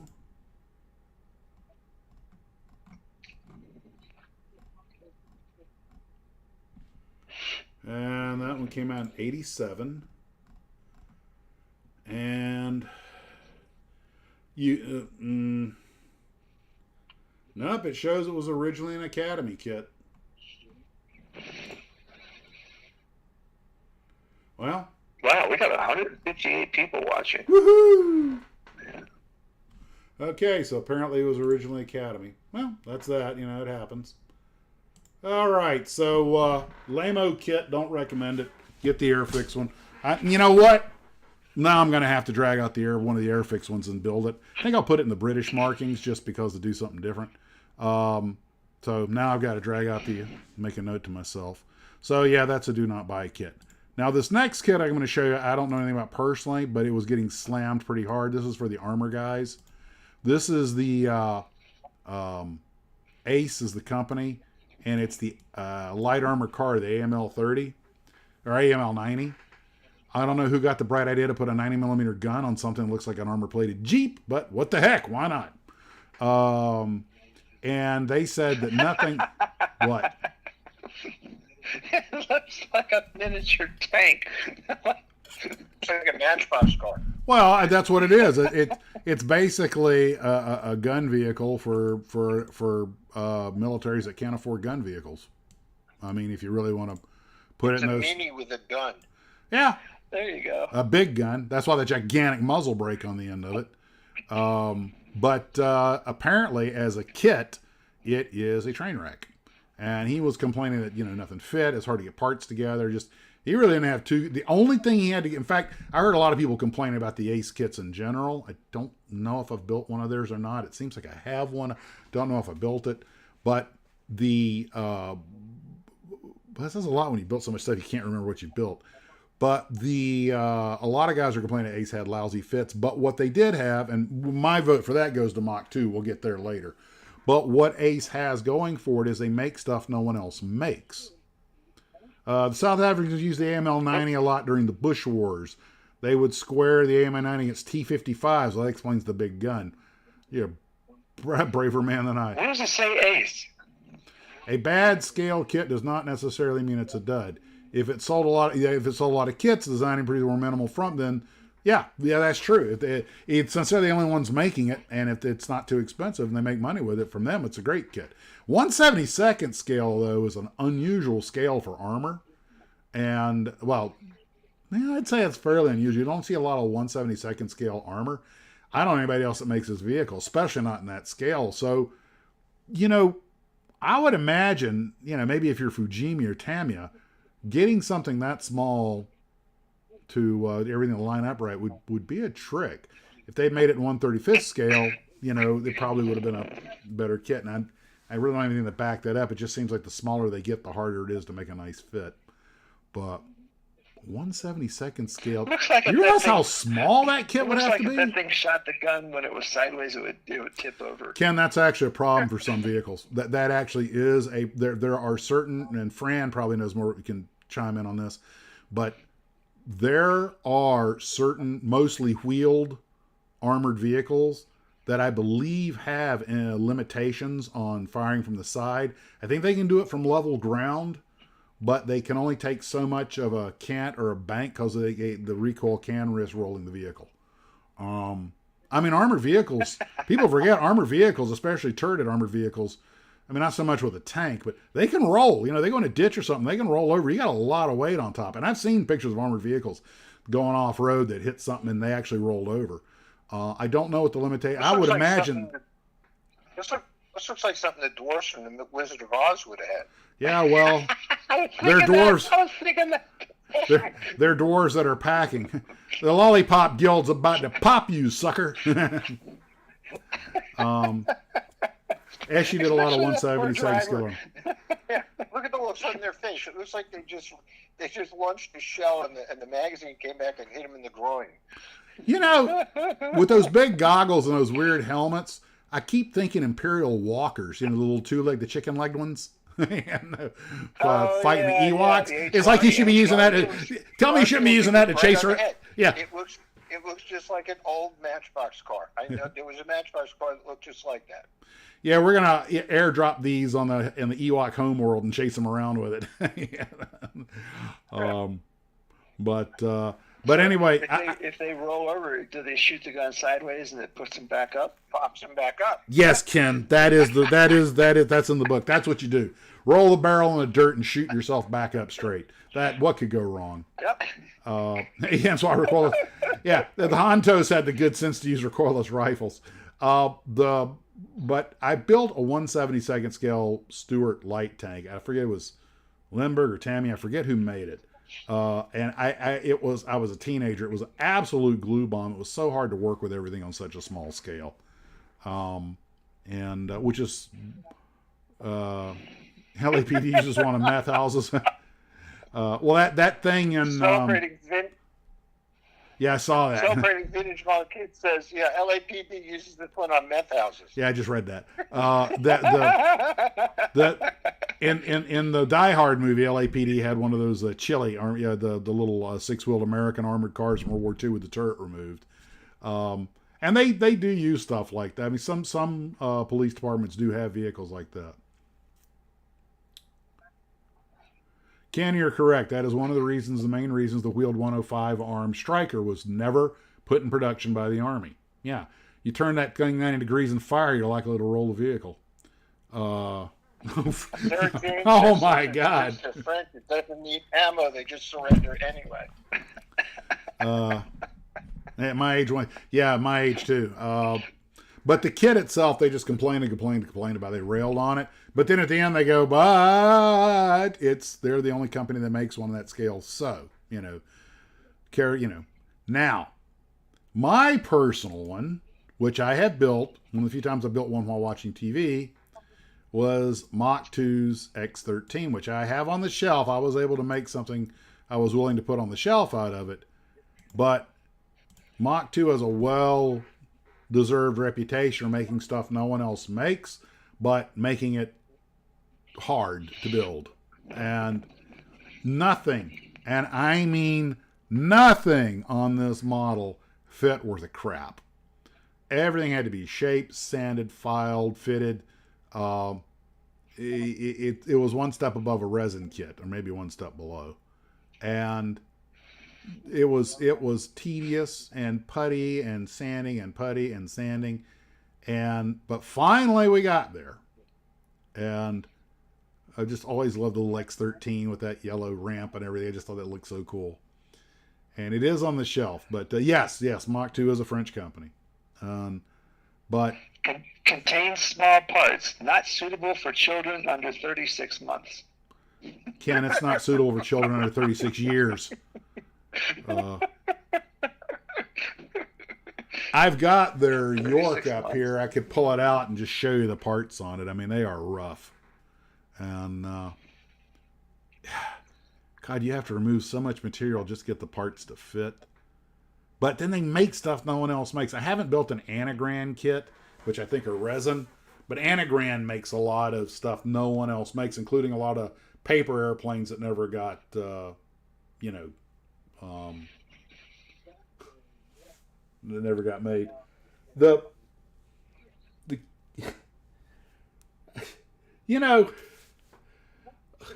He's talking. The French paratrooper actually had vests with scooters mounted recoilless rifles because can you possibly get more French than that? But you know what? Hey, some countries. Only if you were shooting bread at them. Now hold on. What's his name? The Crowder used to do the bagel verfer. The French baguette verfer. But it does bring up. Does it come with a bottle of wine? Probably will not work. But that does bring up an interesting point, though, is that it's all about delivering the ordnance. Think about how many armies were ahead of their enemies because they had bicycles. I mean, they had bicycle divisions and brigades and stuff. You can travel a lot faster on a bicycle than on foot, and it's light enough that when you come to a hill or a mountain, you just pull the front wheel off, strap it onto your back, and climb over. The Japanese used them. The Vietnamese used them. The French used them. The Dutch used them. I mean, we laugh, but I was in the foot and the leg infantry. There are times I'd have killed to have a bicycle. And come with a Jerry Lewis pilot.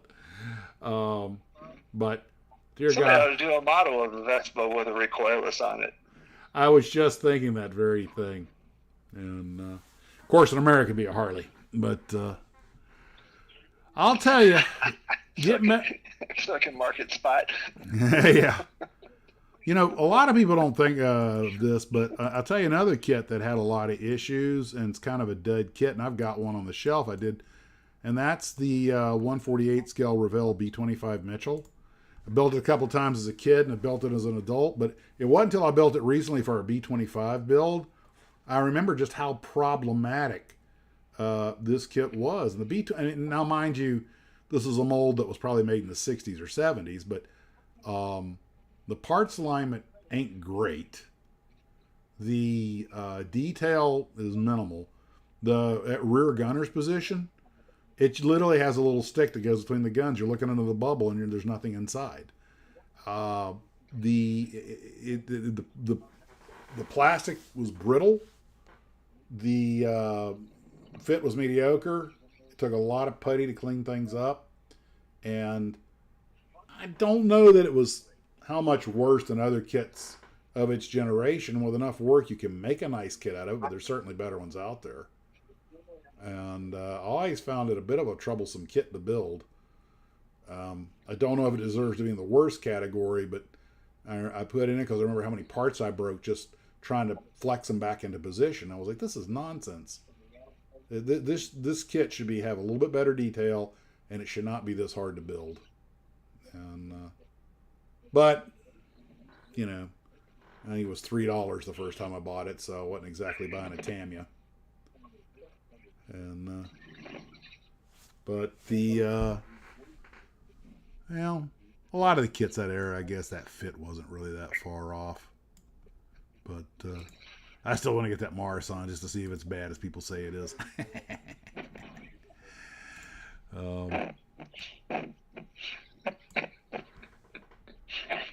Okay, let's move on. We're losing people. Well, that was. Oh, let me turn my light back on. Sorry, I had the light turned off. It was blinded by the light. You sit here and tell ghost stories. Whee! Woo! All right, there we go.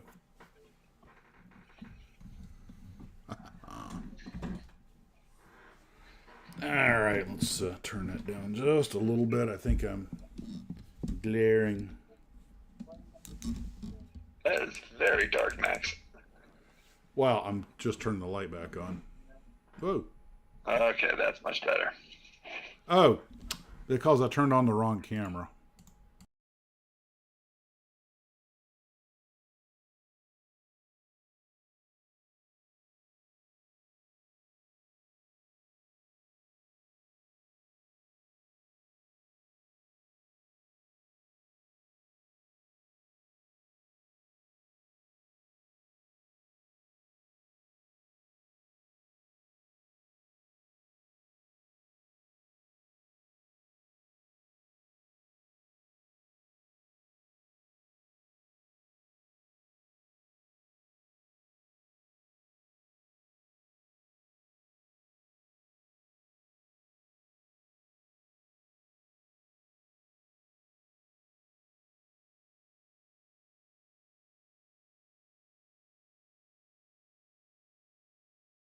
Found it. Okay, got it. I had fat fingered the wrong switch. And that's what you don't want to hear your pilot say. Max has never sounded better. Thanks, PCL. Hand signals now. But we've all had that kit. And what I was wondering is for everybody to go ahead and put in what their worst kit is that they built or that they can recall. Or that they're working on now. And no sound. Okay, there it is. Yep. The light shows Max's facial depressions. Okay. I'm not depressed. But the just do the actions. But the Yeah, I think you might need some light from the sides too.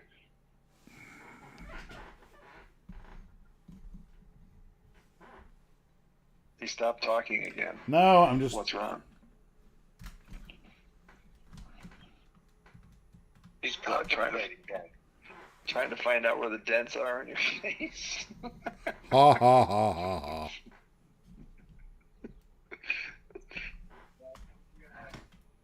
ha. Oh, while you're contemplating the universe, I've been working on putting your Piper Navajo printed. Oh, And I've got most of the parts. I'm redoing the wings because they're long and slender at the top, and it kind of wobbled. So I redid it so that I put a little bit of reinforcement inside the wing, and hopefully it won't do it again. I thought, well, since Max isn't going to be using this, I thought, well, let's try seeing how well it goes together. Uh-huh. Issues? Yeah, Did we have issues making our model, Ken? You're going to be doing some sanding and some puttying. Okay. Well, yeah. The by the way, I put some batteries in there. It is the light is working, but it's really weak. I had reused some batteries. The ones that were in it were toast, and apparently the ones I used are pretty close to it. So, and I realized I'm out of AAA batteries. So, guess who's off to the hardware store tomorrow? Wee. But I know what I can do. There is a solution at hand. Stand by for adventure. Kid is bad. Have you failed as a modeler? No. Interesting question. There we go. Let's go back to Jim, having he the mysterious. did, and that thing was awesome. I have no idea where to get the 3D files, but if you do, let me know. What's that? That 3D printed tank. Oh. Come on, camera. Let's focus. Now the autofocus wants to play. Oh, might be trying to focus on that. Focus. There we go. I have nothing but the best equipment. So there, I've replaced the Max's model's lights with the Aura. And now I can see circles in your glasses. Well, of course you can, Ken. You got blue eyes. You look like a Fremen. Well, they're the good guys, so I'm good with it. There. I don't really need my glasses, but you'll have to read the comments to me. So, crappy kits. I'm trying to think, and I've built a few of them on my time. Certainly half the Lindberghs were junk. Oh, that Blue Devil Destroyer, it's big, but it's very low fidelity. And but it's got a passionate following from people that just love that thing. And You talking about that one that's 3 feet long? yeah. You're one of the people I seem to recall really liked it. Although one of the pieces wasn't completely injected. Yeah. Well, that's a quality control issue, but it does happen. There's nothing uncommon. I mean, I got a Lindbergh Dornier 335 that had like one of the fuselages, a third of it was missing. So I just whacked the back off, make it a twin boom single engine, put a gunner in the rear, and made a kit bash out of it. And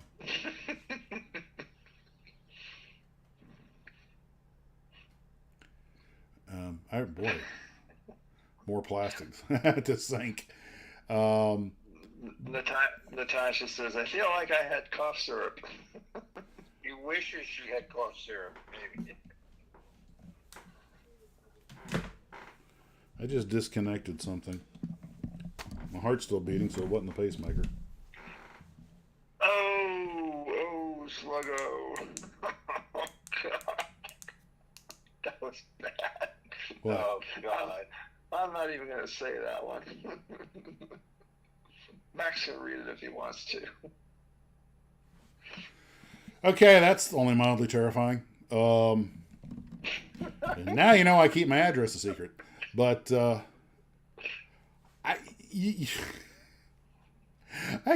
got Tom Fox says no more cough syrup for Sluggo. the okay, I just don't know how to respond to that. Yeah, look at that. The freakometer's pegging out. So anywho, back to models. Everybody has got that kit that sticks in their craw. And I say, that's a joke, son. I say that's a joke. I'll have my bandages to keep me warm. One of the Steve, what was that test with the thing we were just talking about with, is it generational, where you make, when you get to that age where you start making references that people younger than you aren't getting? And we were talking about senility. what? Senility. No, Steve. Senility is when we don't remember. But boy, those are kind of freaky looking eyes. Romantic hour with Max. Oh, God. There you go. The Renwall Ontos. Now, I just built that one, and I agree it was a little problematic. The thing that was terrible about the Ontos, why they couldn't just make one-piece barrels. They had to give you these three-piece sections, and each one of them looks like a broke, crooked cigar, and trying to get them straight. And like I wanted to just rip them out and just put like a piece of brass tubing in there. But all Lindbergh ship kits were crap. I've built a few. They were very, I refer to them as low fidelity.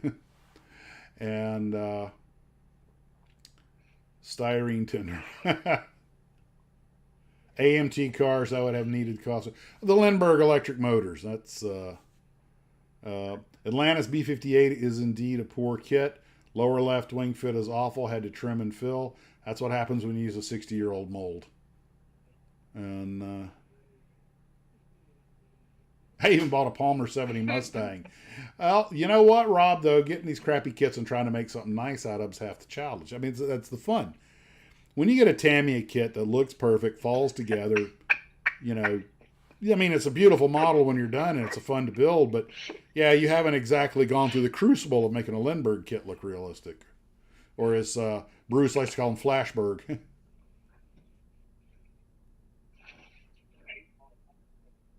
You could refer to them as low resolution. Yeah, they're 720 DPI. Aurora DC-10, having just built the Aurora 727, I can imagine. And by the way, Wendell, the Aurora DC-10 has the distinction of being the last airliner that Aurora made, because when Diker took over the company, he said, can all new projects. The DC-10 was nearing completion, but the molds weren't completely done. He said, okay, you can do that one, but keep it cheap. So I mean, it's still an Aurora airliner, so, but that was part of the reason the DC-10 was so low res.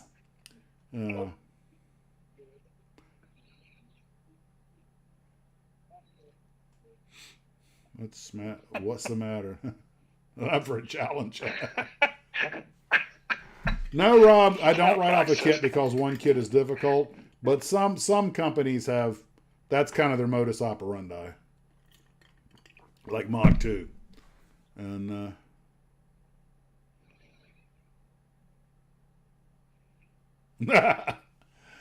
come back to my Tharbus and I'll show you my Ontos. Oh, God. Yeah, there's the pickup line of the century. Hey, baby, come back to my Tharbus and I'll show you my Ontos. That's what he said, officer. I swear that's what he said. Yeah, the Aurora Huey. Aurora really did put out some lame kits. Although they're a little Apache. You know, the fits weren't that great, but they were the only one that made the Cheyenne. The only ones that made the Cheyenne. So, you know, thankful for that. And I used to really love these kits when I was young, but then I was young, you know, and it's oh my God, I can't say it. I just had a thought, but I can't say it. Oh, don't say it. Okay, I purged. Is that what that sound was? I was just thinking, you know, when I just thought of a one-liner, but I really shouldn't say it. That's good. Let's not. For once, he actually pumped the brakes on one of them. Starfix, yeah. I will say one thing in Starfix's defense. Their P-51, if you don't try to make it wheels down, actually looks pretty good. Everything else is pure and utter crap. And their Messerschmitt 109 is horrific. Yeah, you know what? I was going to put Starfix in here, but that was kind of low-hanging fruit. Hey, baby, that's like a terrible thing to say, man. Hey, kid, they don't have you on the drugs again, do they? What a rotten thing to say. Run away from any MPM model out of Czechoslovakia. I think I've got one. I don't think I've started trying to build it yet. And that was one I actually took on the road, and I found I had photo etch. and everybody was like, "That's not a road build, trust me." So I put it back. It was a Dark Star, the little post-war Navy plane they played with.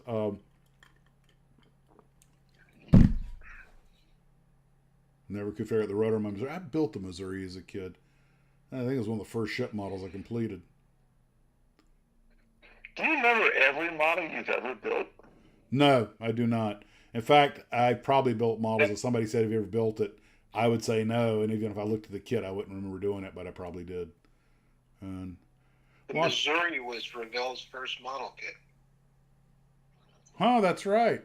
Yeah. Well, if you don't count the gallons and that stuff that weren't their molds. No. That's the first kit that they actually made a mold from on their own. I wonder what made them decide to choose that particular subject. All right, Ricky. It's in the Graham book. The money that they got, or that Lou Glazer got as an investment, was from the Kramer brothers. And it was right sort of after the war, and they decided what would be something that would resonate. And they picked that because that's where they signed the surrender on. Uh-huh. Well, I could see how it would be. I want that done. That's fine. And I'm not sure, but I think Monogram, when they got the Revell molds, I think they kept it in production because you can get a Monogram version, I believe.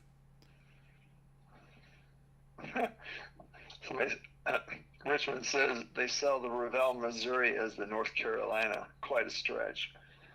Yeah, because they're different classes of ship. Missouri's an Iowa class, and the North Carolina's a North Carolina class, if I'm not mistaken. Although they probably have similar dimensions. You couldn't do that with the South Dakota class because they're about 80 feet shorter and 10,000 tons lighter.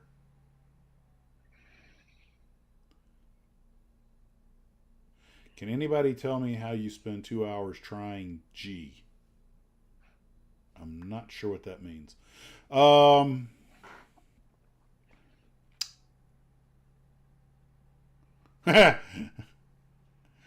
I haven't quit sniffing glue because every time I go in and build models, But that would explain the headaches, man. Joe said the NPM HE177 had some issues. It's an NPM. For what everybody's saying about NPM, and not that the 177 is also a handful of airplane to build. That would not surprise me. Well, Trey had problems with that Comet that he built for Ming, but like he said, the problem was that model's designed to be displayed in halves with the engine exposed. It's when you try to mate them, it's like they didn't actually think somebody would try to make it as one solid airplane. And I'm like, yeah, I know a couple of models that are like that. Monogram did that with a lot of their models, like the Sabre, that have open panels. If you look at the box art, the gun tray's hanging open and the wheels are down. Like, yeah, but I want to make it wheels up with everything sealed up. And you're grinding away trying to get that because it won't fit because they didn't intend for you to do that. And you know what? It's actually easier. Probably just take some stock styrene, trace out your gear doors, and just cut a piece to fit in there. Because the amount of shaving and grinding I had to do to get the gear doors to fit. That's why I love it when models come with the gears folded. That little Henkel jet I built did it. And a couple other models I built recently did that. In fact, one thing I will say for that Academy P40 that I have to give them kudos for, it came with a set of folded up gears and a set of extended gears. So kudos to them for that. And really the worst thing about that model is the prop just doesn't fit snugly and the canopy doesn't fit snugly. But what was I forget the kit was, but they grind out, they make the mold so that when you look at the surface, the wings come with the wheels up, but if you want to cut them out and extend them, you just go over to the other side with an X-Acto knife blade and it's all thinned. You just cut very easily and they punch right out. But if you want to have it with the wheels up, it's already done that way. I love it when they do that. Or if they make like a couple of kits where the gear doors are molded shut and you glue them into place as one piece, or you have separate ones to make the gears down. That's thinking about the customer. And yeah, The only thing I don't like about Monogram with its closing and opening doors on airplanes is they have to oversize all the latches, so it winds up not looking authentic. And but you know, it's a model.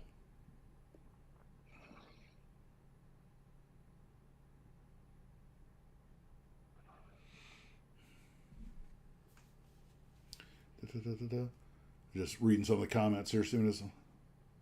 But how many of you turned your plastic into? You couldn't get a part to fit. You used so much glue, you turned your styrene into rubber. And Never had that problem. well, Ken, you deal mostly in balsa and that stuff when you're building your RCs, but you've dealt with plenty of plastic also. And I don't like mating. The thing I don't like about the multimedia kits is trying to mate plastic to metal or wood to plastic, because you know, I mean, certain glues just don't work.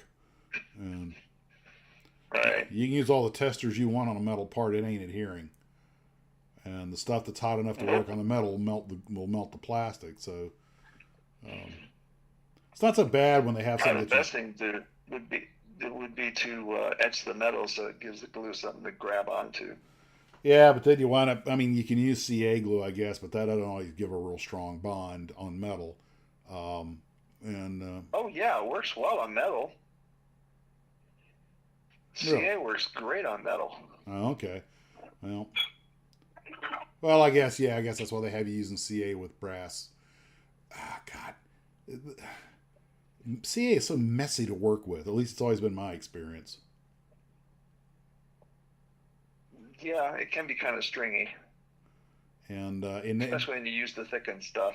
yeah, and then it doesn't want to hold, and you're sitting there holding and holding and holding, and then all of a sudden it bonds instantly. And I know some people use an accelerator, which is I'm gonna use CA glue. I'm gonna have to find some accelerator to.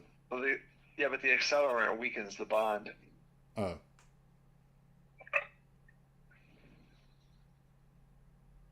It was not, but you could assemble it open or closed. The modern 148. Hey, Kurt, Oh, what are okay. you doing?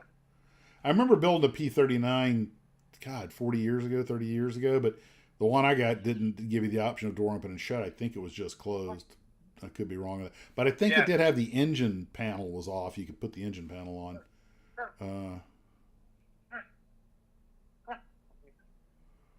Toster Sounds conversion like kit. Steve's talking to his dog. Yeah. The problem is what he's saying. You know, when he's telling them to give him the dog instructions and how to drive the car, that's when I get worried. That's where I get the answers from. He's got the dog looking things up on ScaleMates for him. If you start doing 3D printed, you're going to need a bucket of super glue. Okay, good to know. Ricky does a lot of that you do need stuff. a lot of CA glue. Yeah, and he's you should see some of the work he does. I mean, he does the big stuff. It's beautiful. But Well, you have to remember to sand it first, or it won't stay together. That's what happened to the original P38. I forgot to sand it. well, that guy flying it into the ground didn't help. Yeah, I want to know why. I do want to know why CA glue the best. Though I CA glues adheres to my fingers better than anything else. Yeah. Nice, Leo. If you frequently glue your fingers together with CA, you're using too much. That's what Paul Adams said. First time I used super glue, I glued my fingers together. Yeah, Mm. I think everybody does. It's like that's your initiation of the secret society of super glue. One secret you can do before you use a super glue is get a tiny little bit of Vaseline Night, Herman. and smear it on your fingers, just a tiny little bit, and then the super Okay, glue Ken, won't be stick. very careful where you're going with this. Lance says human skin is a great accelerator for CA glue. What worries me is That's true. Ken immediately goes to using Vaseline, and I'm kind of like, No, actually, Vaseline is a Yes. good way to keep the stuff out. Ken taught me to use Vaseline on the hinges of RC models before you glue anything, so the glue cannot intrude on the hinge. That's right. I used Vaseline on that Skyraider, the Revell 140 scale Skyraider. It had all the moving stuff. I used Vaseline all over that thing it says to use oil, but I didn't have any oil handy, but the Vaseline worked fine. And it worked as both a lubricant, but it also prevented glue intrusion. And it wipes off pretty easily for the most part. That's why you also have a bottle of, the And it won't damage the debonder. Yeah, plastic. that's right. Yeah, we all had fun with that, building those buffaloes in real time. And Yeah. George Taylor says, "Did you ever have your pet eat your kit parts?" my cat recently the undercarriage struts on my Undercarriage my wingnut wings albatross. Did it die of styrene poisoning, or were you carved it open to get the part back? But hey, JM, that's what Vaseline. Oh, modeling. Phew. Yeah. One thing I've had trouble with lately is I've been trying to stretch the sprue instead of using some of the biplanes I was working on. I was stretching sprue for the tail of that DH10, and it worked really nicely. But getting the sprue just the right temperature was stretched without either snapping or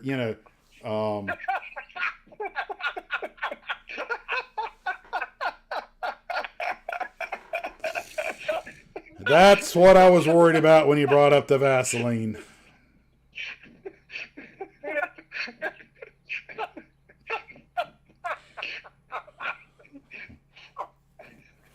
I think he meant to say Valvoline. Valvoline, Vaseline for your valves. I don't think he saw it, Ken. I don't think he saw it either. No.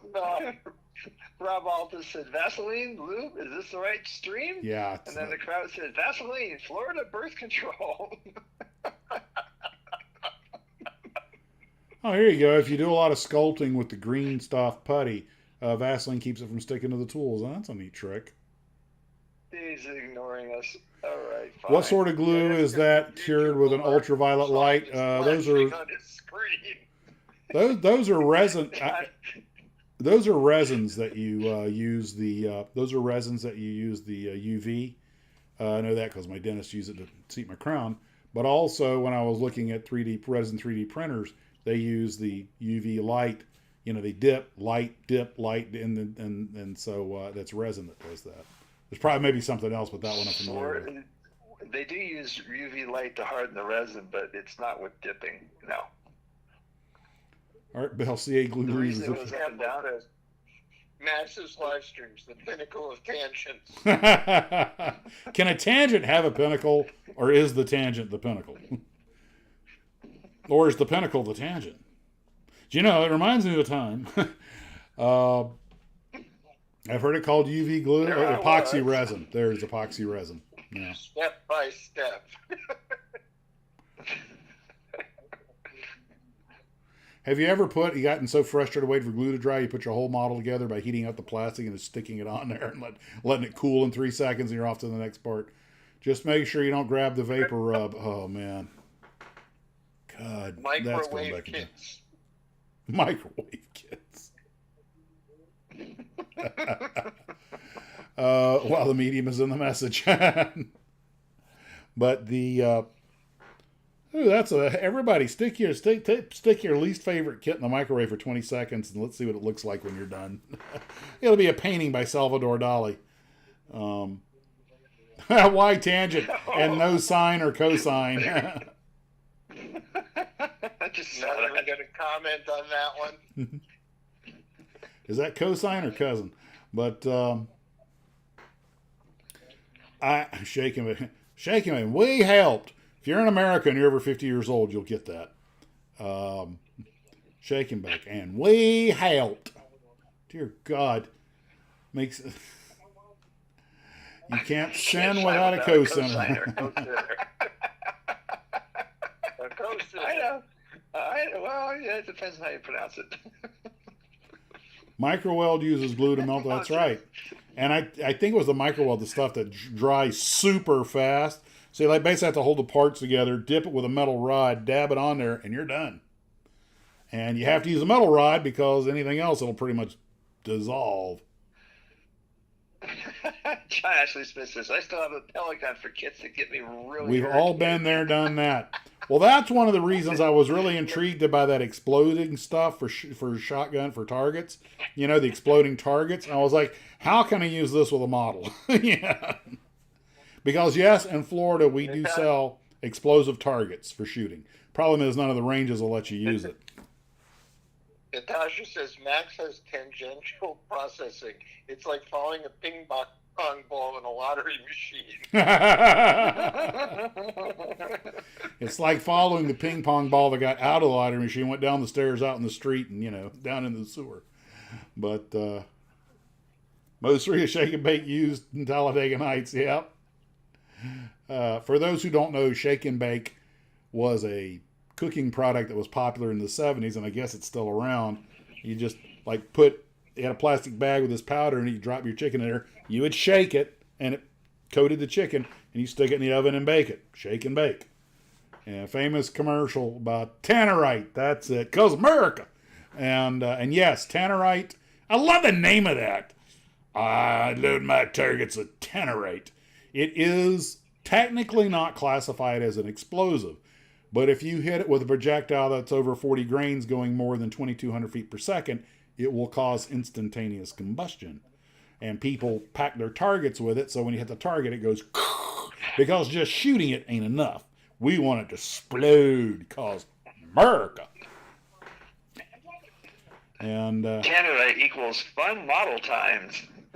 yeah, shake and bake was kind of a fake fried chicken, and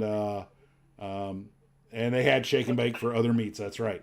But they had this famous, later almost infamous commercial of the mom has her two little twin daughters helping her make the shake and bake, and dad is, this chicken's great.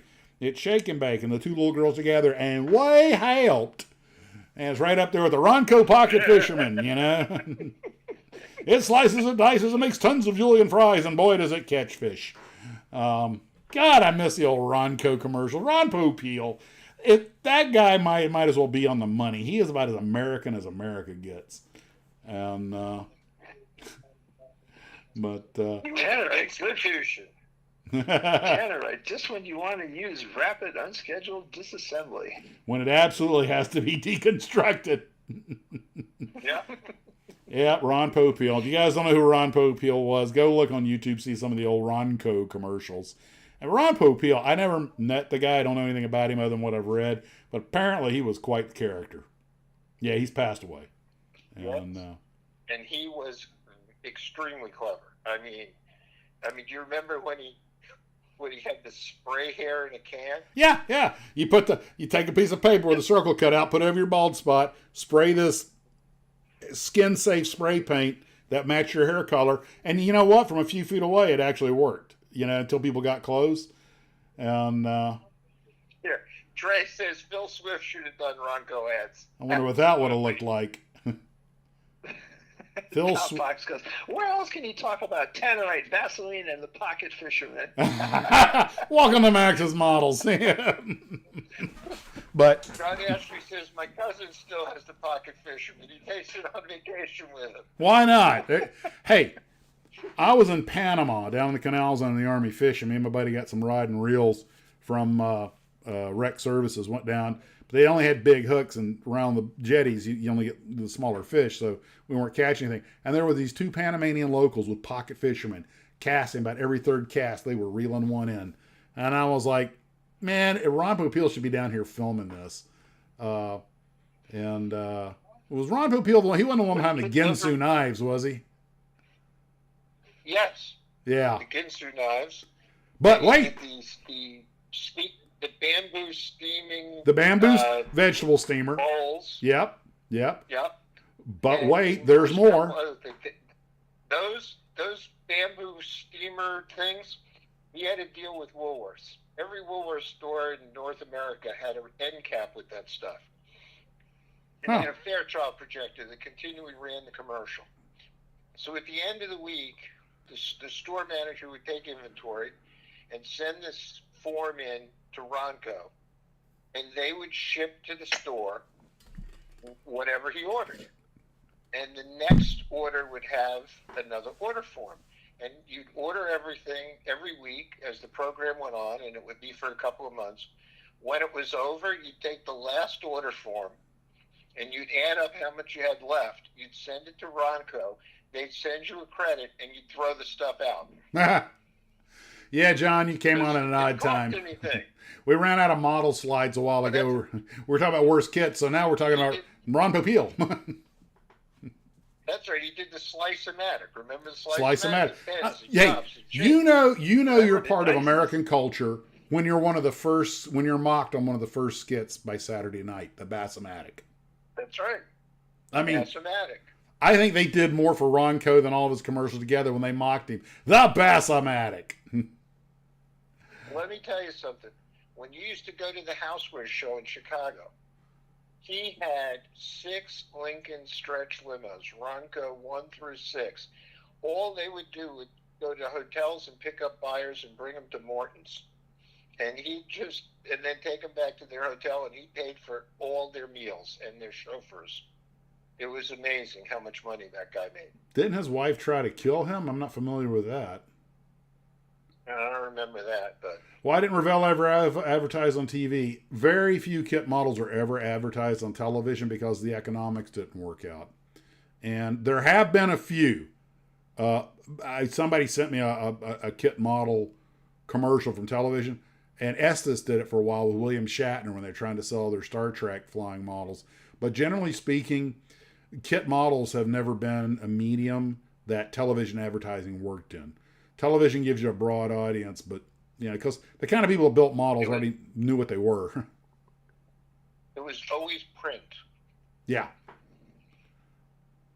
It was always magazines, newspapers. KOS&C says, Max, how long after serving in the 101st did it take you to learn you could actually stay on an airplane long enough through landing? I don't know. I was still skydiving when I left, so the septum piercing. So I take it your takeoffs didn't equal your landings. No, my takeoffs equal landings as a pilot, not as a passenger. I have 216 more takeoffs than landings. Then yes, I have 216 parachute jumps. Meanwhile, John Astley says if kit companies did YouTube ads, I might even watch them. Well, some of them do. Round 2 does one every month. And they show what their releases are going to be for the month. Huh? I haven't managed to catch one. And Revell's starting to do it, too. My daughter used to say I was proficient in a dead hobby. Ow. Operation Dumbo Drop. I remember that. Trace is getting personal on Operation Dumbo Drop. Ha ha ha. That actually wasn't all a bad movie, It's only a somewhat kid-friendly Vietnam movie I ever saw. The model building hobby is like riding a moped. Lots of fun if you don't want your friends to see you're doing it. Yeah.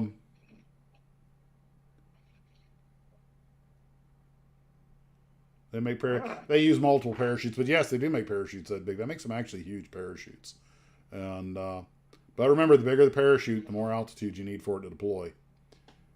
The worst thing about large parachutes is, believe it or not, they're, as I understand it, they're actually a little bit more prone to reliability issues.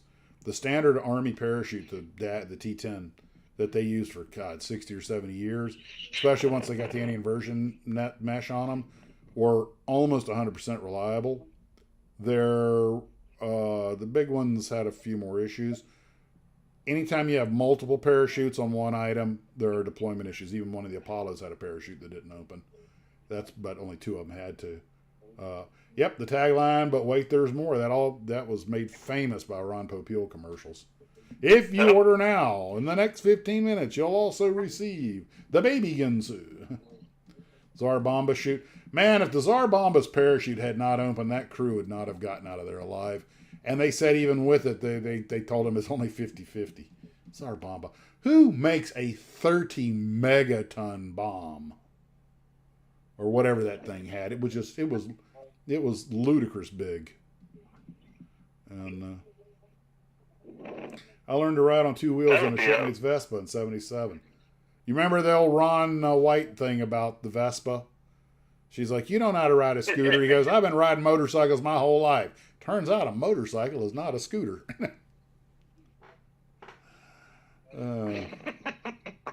Payments of just $9.99. Yeah. Looks like Airfix made some TV commercials. Okay. Yeah, interesting. Now they are doing. C-130 rolling down the strip. Airborne daddy gonna take a little trip. Stand up, hook up, shuffle to the door. Jump right out and count to 4. There were. I remember the thing I remember on the back of comic books was the cardboard submarine ad, and the X-ray glasses. And I wanted one of those so bad. I wanted one of those submarines so bad when I was a kid. I've only ever seen a picture of one that cool. was completed, and it looked more like an F-117. But good on you, kid.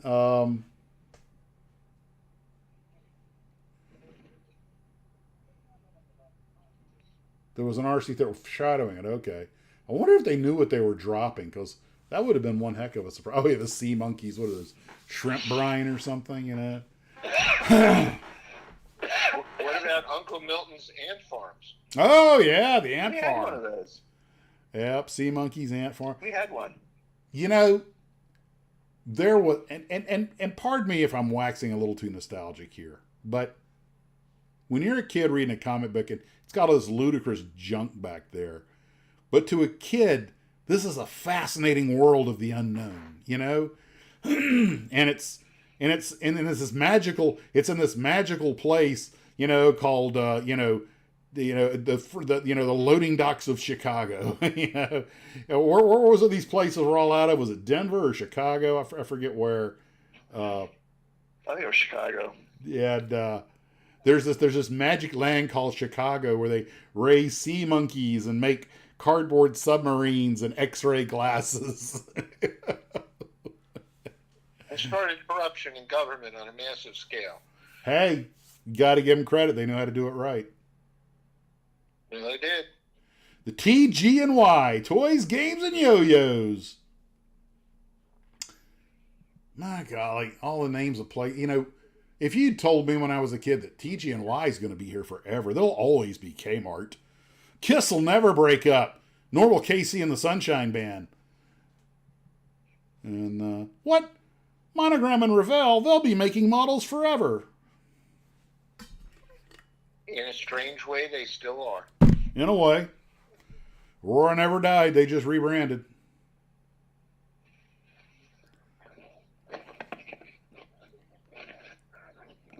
Usually appliance cardboard. Dan Fields. Very good, Natasha. Yes. What's J? Oh. 2 guys from Harrison. Uh-huh. DJ Corvettes. The other soldier sets, games like Tank Trap with exploding tanks. Oh, yeah. I had exploding tanks as a kid, but it involved, Monogram, Revell, and firecrackers. Mark's Toys. That Guys, Stagecoach I've got. Remember green stamps? Oh, God, yeah. My mom did S&H green yeah. stamps. Yeah, S&H You groceries. get green stamps buying gas and other stuff. You had the book, and you put them in there, and it had the catalog. It was so many books to redeem for whatever. There was a store in our neighborhood where you could redeem the green stamps. Mm-hmm. My mom used them at A&P. S&H green stamps. She used them at A&P. The Tsar Bomba was the cleanest nuclear weapon. Well, I imagine it burned off at that size. It probably burned off a lot of its nuclear fuel. The Kellogg's exploding battleship. Mark's was the largest toy company in the world. I was going to say a Stagecoach model I've got here, which in 55 was a Mark's molding. Yes, they were. And I'm They wondering... were the largest company in the world. And Steve, you spent 30 years in that industry. How do you go from being the number one company in the world to history? Because you made things that went out of fashion and didn't find the next biggest thing, and somebody else did. I mean, Louis Marks made his company was based on play sets. They made all those play sets that had, knights and soldiers and spacemen, and they came in a big box, and they made those tin litho toys and wind-up toys. you know, and as times changed, it became more battery operated toys, TG which and they did have some, but you know, Not- companies like they didn't stay with the popular trend. you know, Ideal and Mattel, and you know, they just I remember the had big other wheel. things that appealed to the kids. TG&Y became Hobby Lobby. What's that? George says TG&Y became Hobby Lobby. Oh, okay. Well, not directly because there's a big gap between them, but you know. JM Green says, stamps, I remember got some the on H models. Green stamps. My Yeah. brother and I asked our mom if we were on welfare. Yeah, even Kodak. Although I think Kodak technically still exists as a company, I believe. I could be Yeah, wrong. manufacturing company. Well, they're a shell of what they were, and it was pure hubris because they controlled the film business, and they didn't see digital technology as anything they wanted to succeed, even though they owned patents for it. So they decided that they would just ignore it and it would go away. Mm-hmm. Surprise. Same thing happened to Wang, the word Go away, processors. yeah. You know, Wang, you had to buy a new license You know, for your own software every year. The biggest thing that hurt was when you used to go everywhere, you'd go to Photomat, you'd go to all these places, Yep. you'd drop off your rolls of I remember film. doing that extensively. Well, when you dropped off a roll of film, they processed the whole roll. So Yeah. if you had a roll of 36, maybe you got 10 shots that were really good. Oh yeah. But when you had a digital camera, you could review all the photos in the screen on the camera, and you'd delete the ones you didn't want, and then you'd go and you'd give them the memory card, and they'd print 5 pictures. I used to Well, if it love the was smell. 36 to 5, they couldn't make any profit, and then people could print them at home. Yep. I used to love the So smell why would of you Kodak go film. to the photo labs to get them done. That's what killed the photo industry. Yep. All right, And Hoppy. then when cell phones came out with the camera phones, That's killing the camera shoot industry. camera business, because they took much better pictures than the point-and-shoot cameras. Yep. Yep. Yep. Although the camera business is doing well, but most of the cameras you see now are very high end because cell phone Yeah, but cameras they're have all gotten so high-end. good. They're all pro stuff. Yeah. You know, because the average person says, "Well, you know, I got a phone. It takes great pictures, and I can email them to anybody." The only one who figured that out was Samsung. They made a point-and-shoot digital camera that had Wi-Fi in it, and you could connect to the internet. And you could send your pictures, which was way ahead of cell phones with the camera, and it didn't take off.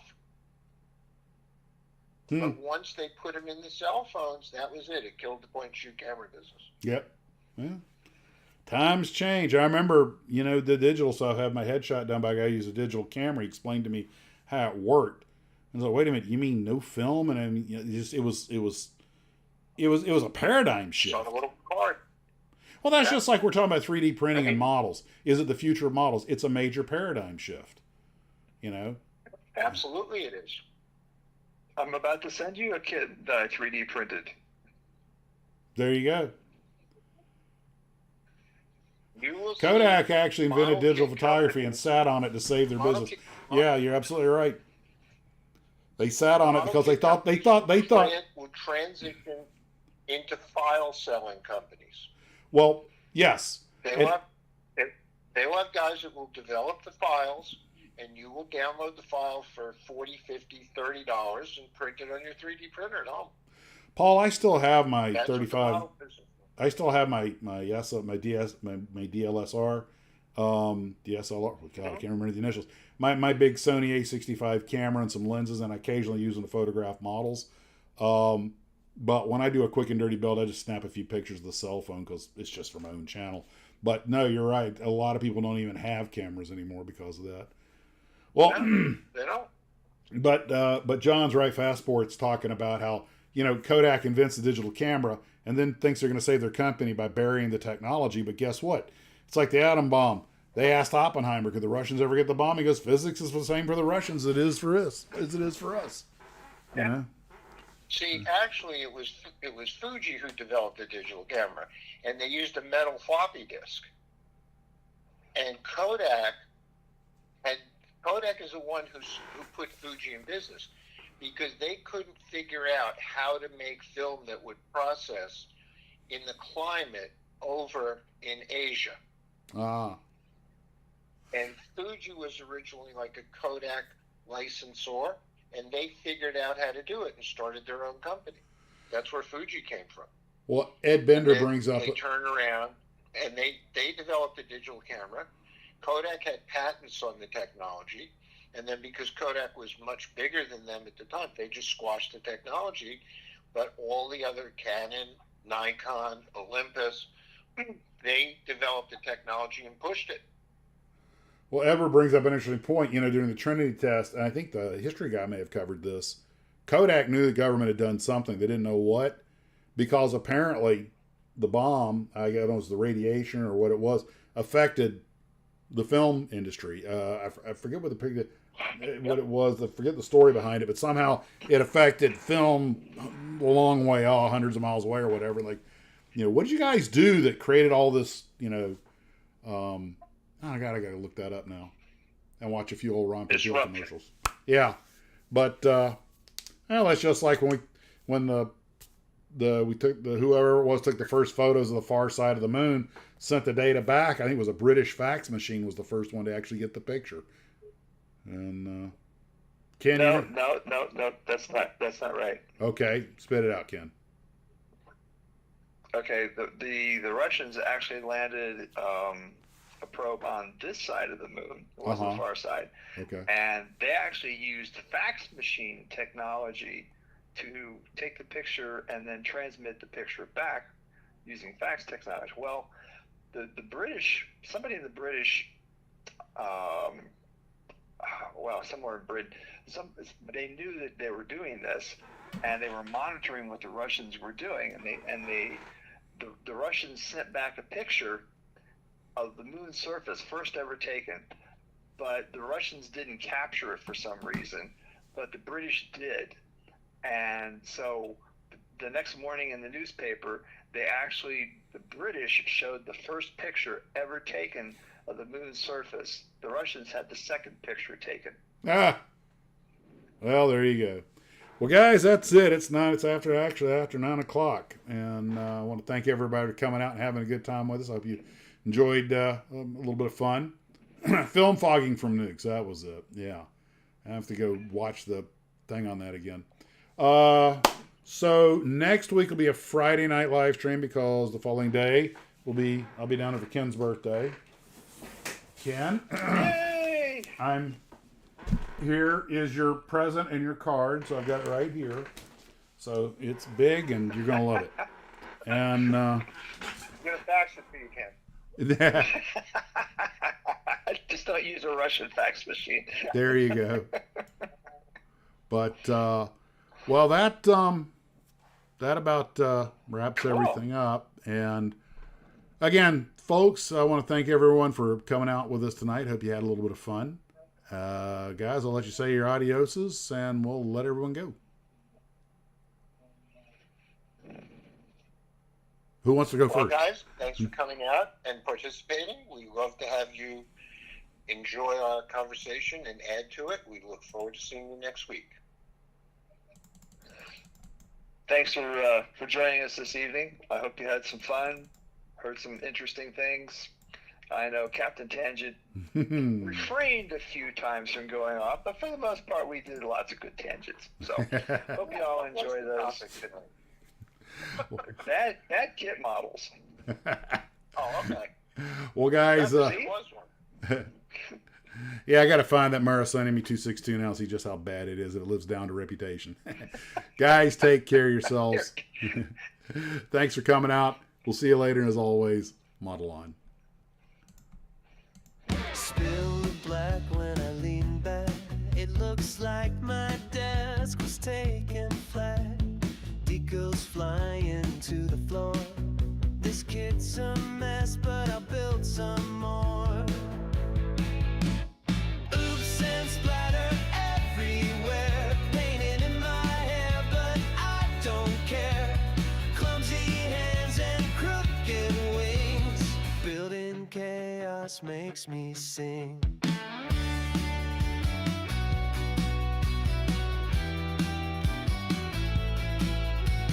Try to fix it with a brush, knocked the jar in my panic rush. Tiny pieces lost in the rug, found one stuck to my coffee mug. Oops, and splatter everywhere, painted in my hair, but I don't care. Clumsy hands and crooked wings, building chaos makes me sing.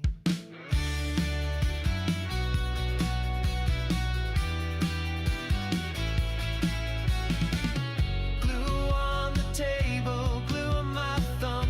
My masterpiece might look a bit dumb, but every mess tells a funny tale. In my kid model world, I never fail.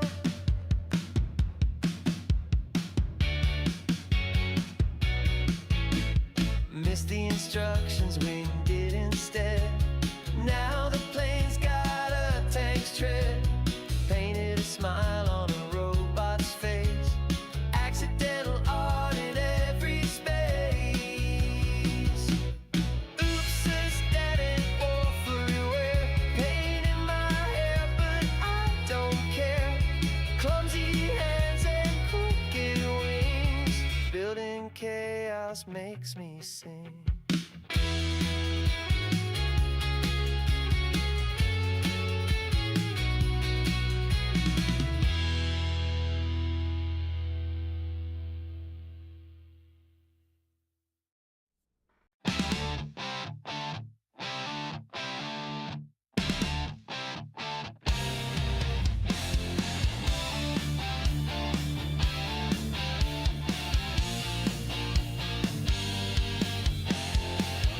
Tiny claws and tiny teeth so sharp. From the desk they leap to leave their mark. Tastic beasts in a cubicle parade. Chaos reigns where order was displayed.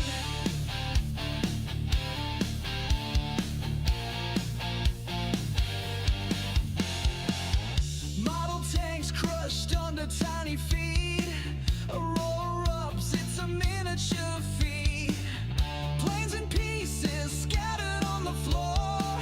The office wars begin with a plastic roar. Kid model kings come alive tonight, tearing through the paper in a mighty fight. Staplers fall and the printers groan. Plastic titans claim this office throne.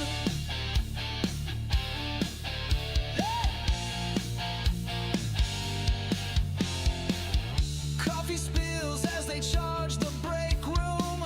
The microwave trembles under their doom. Paper clips rain in a metallic storm. Desk lamp shadows take a monster form. Post-it notes, now they're battle flags. Office supplies stuffed in their jagged bags. From cubicle walls they leap with pride. Mini Godzillas in a wild office ride. Kid model kings come alive tonight, tearing through the paper in a mighty fight. Staplers fall and the printers groan. Plastic titans claim this office throne.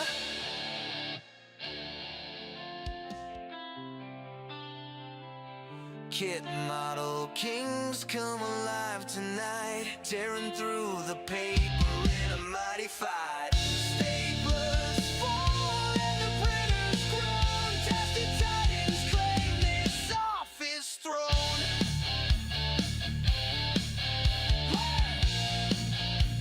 Claim this office throne.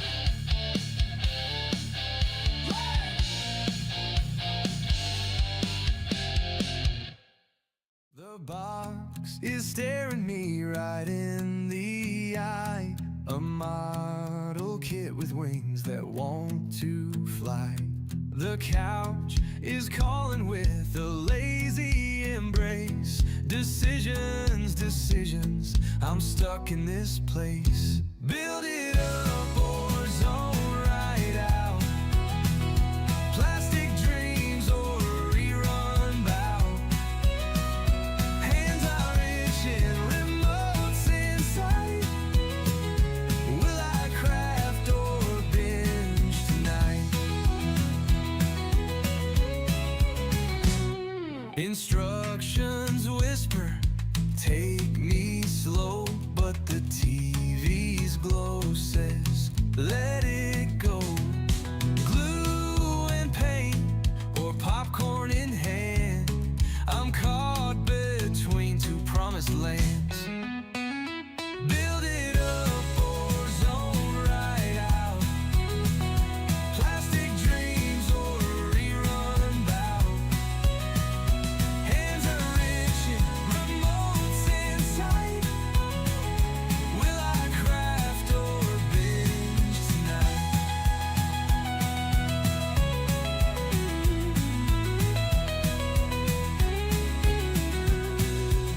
Build it up or zone right out. Plastic dreams or a rerun bout. Hands are itching, remotes in sight. Will I craft or binge tonight? Will I craft or binge tonight?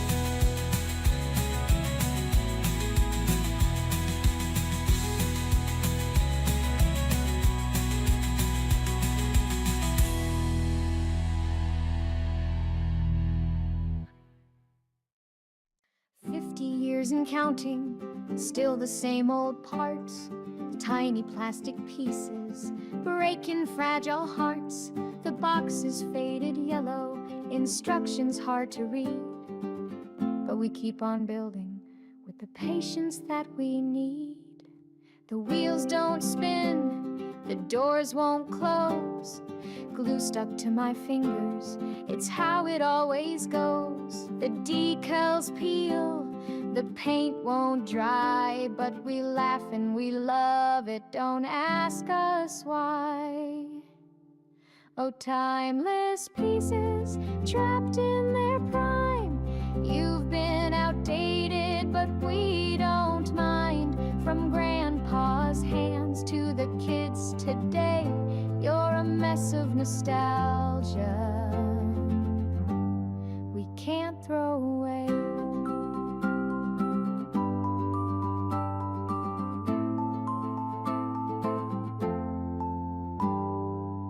The propeller's crooked, the engine's a joke. The pilot's face looks like he's seen some smoke, but we squint and we smile, it's all part of the charm. 50 years of history in a box full of harm.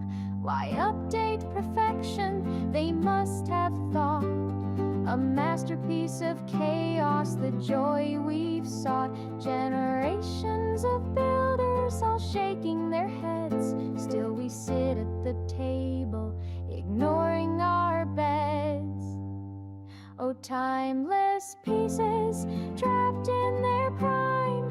You've been outdated, but we don't mind. From grandpa's hands to the kids today, you're a mess of nostalgia